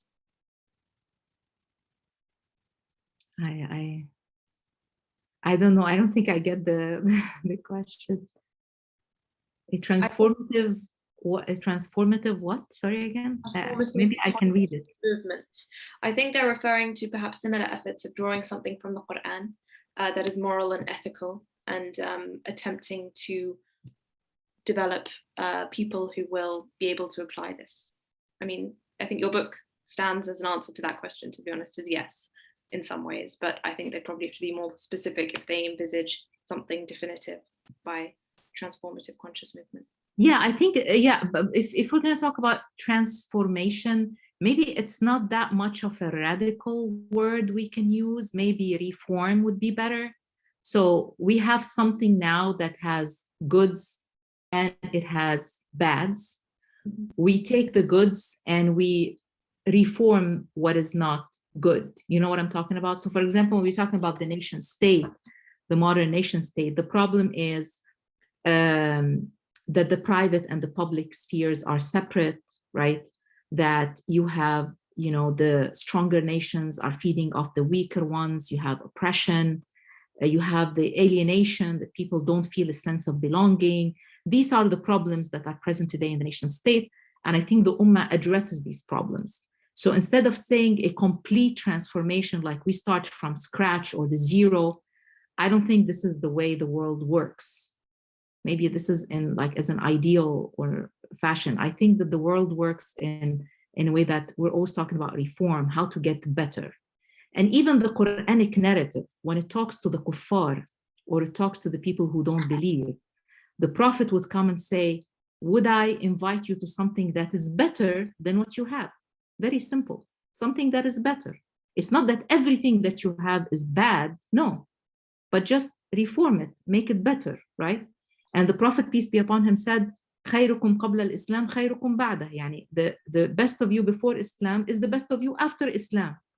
So we don't have like a complete, like, you know, like 180-degree shift. No, I think it's more of, and this also relates to the transformation that we get better with time, and we help each other on this journey, as communities, as religious communities, as people, as ideas. Ideas, you know, this is the world of ideas and how to be better as a community, not just as a Muslim community, but for the whole world as well.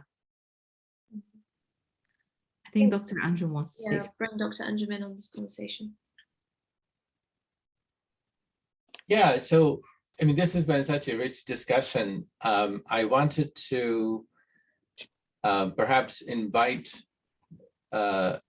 you, Dr. Jomaa, and in fact, other people as well, if they want to jump in. It seems to me that, as I understand your book and your presentation, there seems to be a form that you notice, right? Whether I agree with that being the fact or not. Sorry, apologize for the kids screaming in the background. It's okay. It's kids' spring break. So do you see that the Prophet ﷺ proposed an international order that was independent of La ilaha illallah Muhammadur Rasulullah? Or do you see his action in Medina, you know, as he moves to Medina, rather than establishing an international order, worried about particular, you know, there is a notion of Ummah that the Qur'an has given and everybody should adopt it. The Prophet ﷺ is invested rather in calling people to La ilaha illallah Muhammadur Rasulullah. And it is for that purpose that he makes a treaty with the Jews and other people and mushrikeen and the Muslims in Medina, which we are calling constitution, but one that was really temporary. And the purpose of that treaty was given in the first two clauses, that this is whoever will join as believers and make jihad with me. That was the purpose of the mission, right? The jihad here was the Prophet ﷺ was seeking justice against the Meccans because they had been,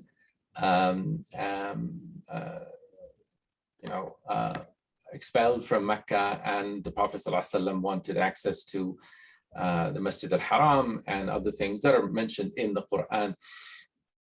And in the persecution of the Meccans. So this is very much the mission of Islam that the Prophet ﷺ is after, and in that process, he makes a treaty. Now, what I see you doing, perhaps, like that's the question is saying that, well, some of these contingent elements of the Prophet ﷺ, let's make them the essence, if you will, of a world order. And somehow let's propose to the world to agree to that world order. But let's set aside the actual mission of the Prophet ﷺ as something that you can do, sort of Muslims can do among themselves if they want.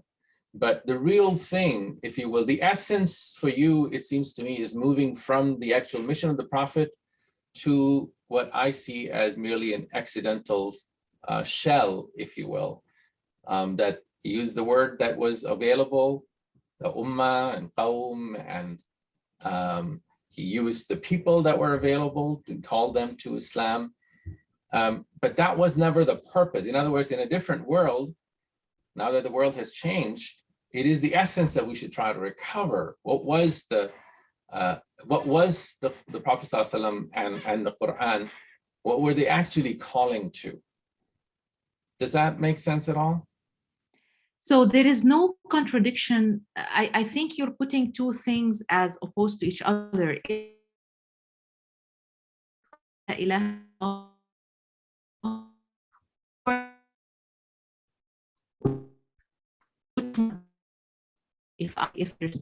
you're saying, are you doing this or that? I think the two are interrelated and are one and the same. So establishing a peaceful order in which people can thrive and in which people can choose to be, if they want to be Muslims and if they want, is actually inviting to Islam. So can you imagine a situation in which Muslims are creating disorder and creating war because the peaceful order is based on kufr, and vice versa? Could you imagine an order which is not based on Islam? Can you please repeat it again? Can you imagine the two contradictions?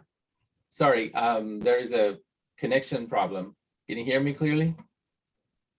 Yes, yes. Can you repeat, please?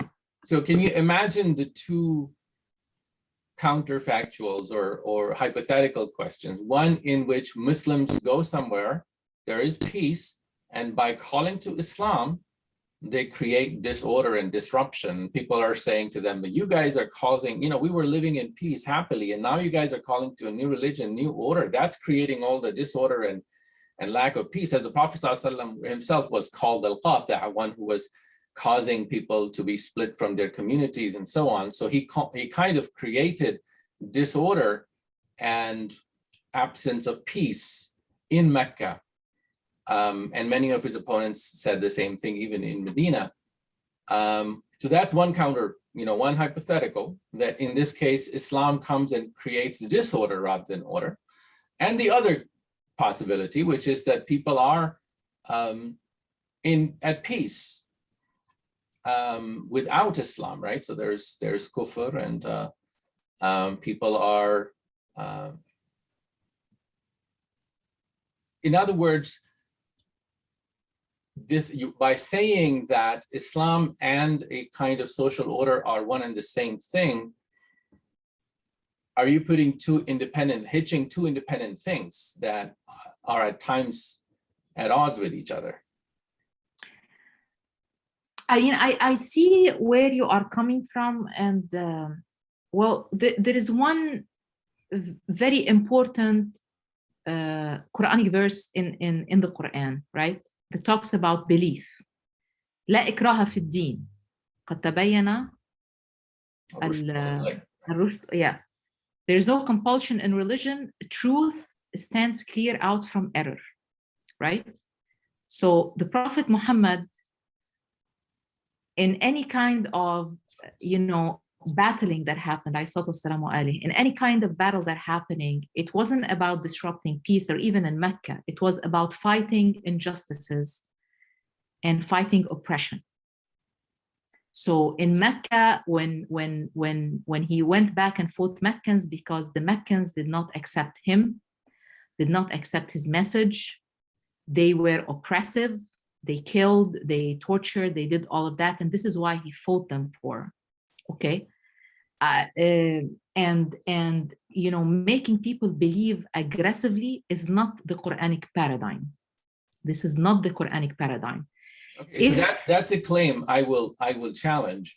The Prophet ﷺ was not attacked at Badr, right? We all know the events; they're fairly well known. The Prophet ﷺ was not attacked. Yeah, but he was returning back. He was fighting back against the aggression of Quraysh, even if he wasn't. He started it, but there was a reason, and the reason was he was fighting back against the aggression of Quraysh because the Quraysh kicked them out of their homes. Well, the Quraysh did that because he started calling to Islam first. Yes. So exactly. So the Islamic paradigm is that there should be peace where people can call for the religion without any strains, without any call problem. To any religion or call to Islam? Now, obviously, in Islamic thought, it's the Islam, obviously, not any religion, right? But it doesn't mean that you force other people who have their own religions to revert to Islam. That's not what the Quran says. No, And this is what allowed the Prophet Muhammad, or or the Quran even, to have this religious pluralism acceptable, which is not found in any other religious doctrine. Why would the religious pluralism be acceptable then, if the whole point is to make everybody by force a Muslim? Right. There's no compulsion in religion, and the whole point is, even with the conquest that the Prophet did during his lifetime, is to make this message known. That's the whole point, not to convert everybody to Islam, but to make this message known. So if people want to endorse that belief, they have the freedom to do that. Now, if you can make this message known through science, great. If you can make it known through politics, great. If you can make it known through ideas, through philosophy, great. I think it's a beautiful message. I think it's an enlightening message. I think it makes people's life better. So make it known. Now, people want to take it or not take it, that's up to them. God has created people free, but at least make it known.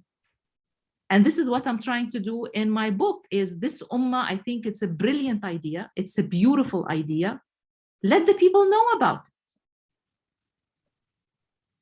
That's what I'm trying to do. Now, war and jihad and all of that, and I don't agree with the point that you said that the Prophet just established the Ummah to make jihad, because the Jews did not make jihad with the Prophet. They did not go to fight with him in Badr, and they were part of the Ummah, and they were part of the Ummah, having rights and having obligations and duties as well. But they did not go. So there we disagree. I said, in my comments that the idea that Jews were part of the Ummah is, in fact, I think entirely unpersuasive. Really? But the Jews and the Christians lived with the Muslims, and they were part of the Islamic Ummah historically for centuries. Well, that's the thing. What you're using Ummah, and you're saying that Dhimma is part of Ummah. That's not the usage, at least that I'm familiar with in the tradition. But I know that Hannah, you're trying to.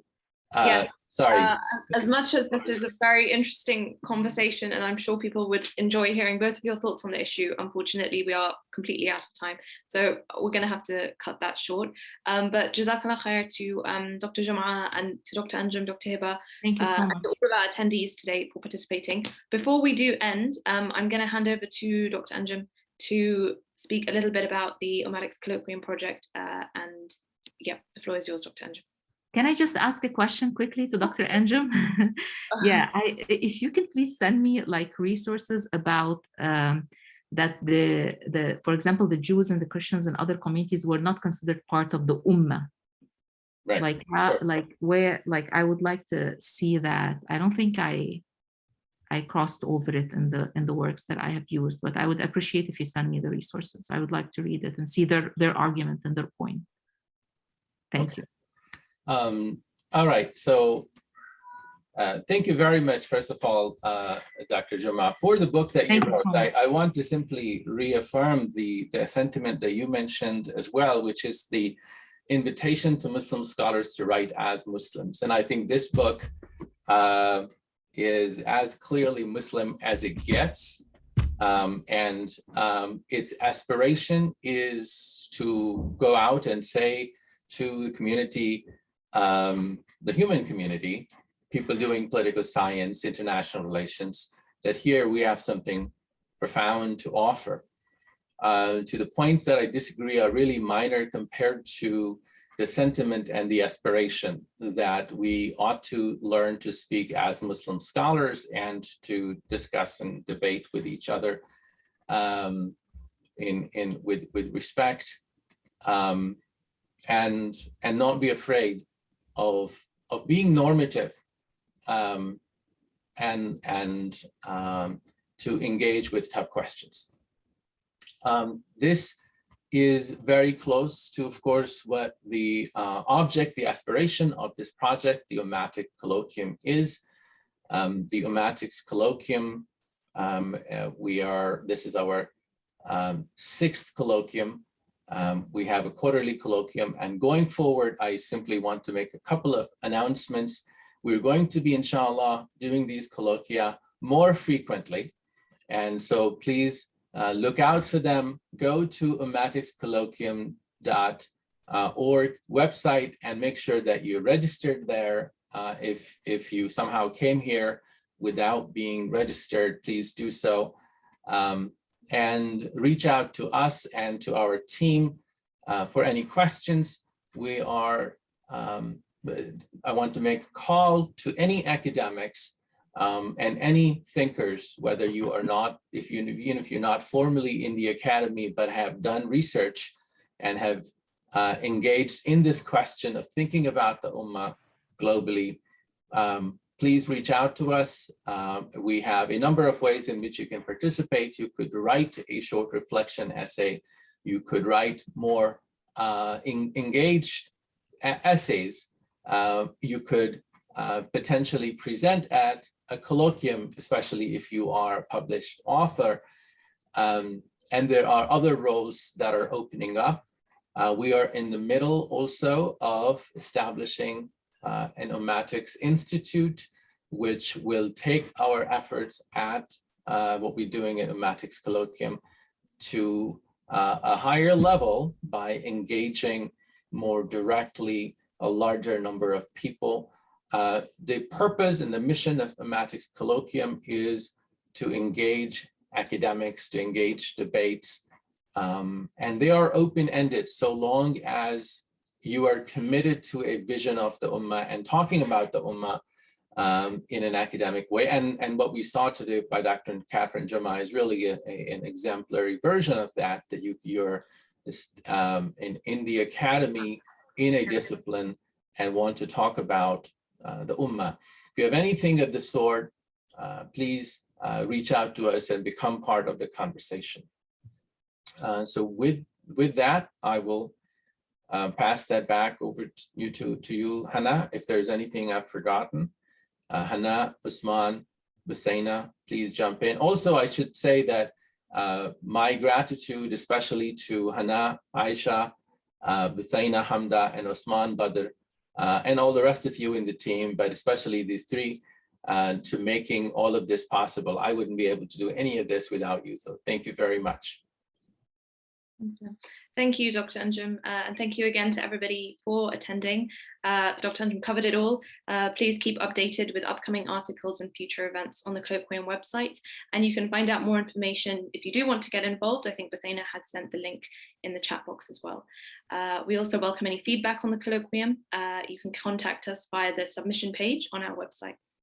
And alhamdulillah, we're finishing exactly on time at 6:30 here in the UK. So until next time, Assalamu alaikum. Assalamu alaikum. Thank you so much. Assalamu alaikum.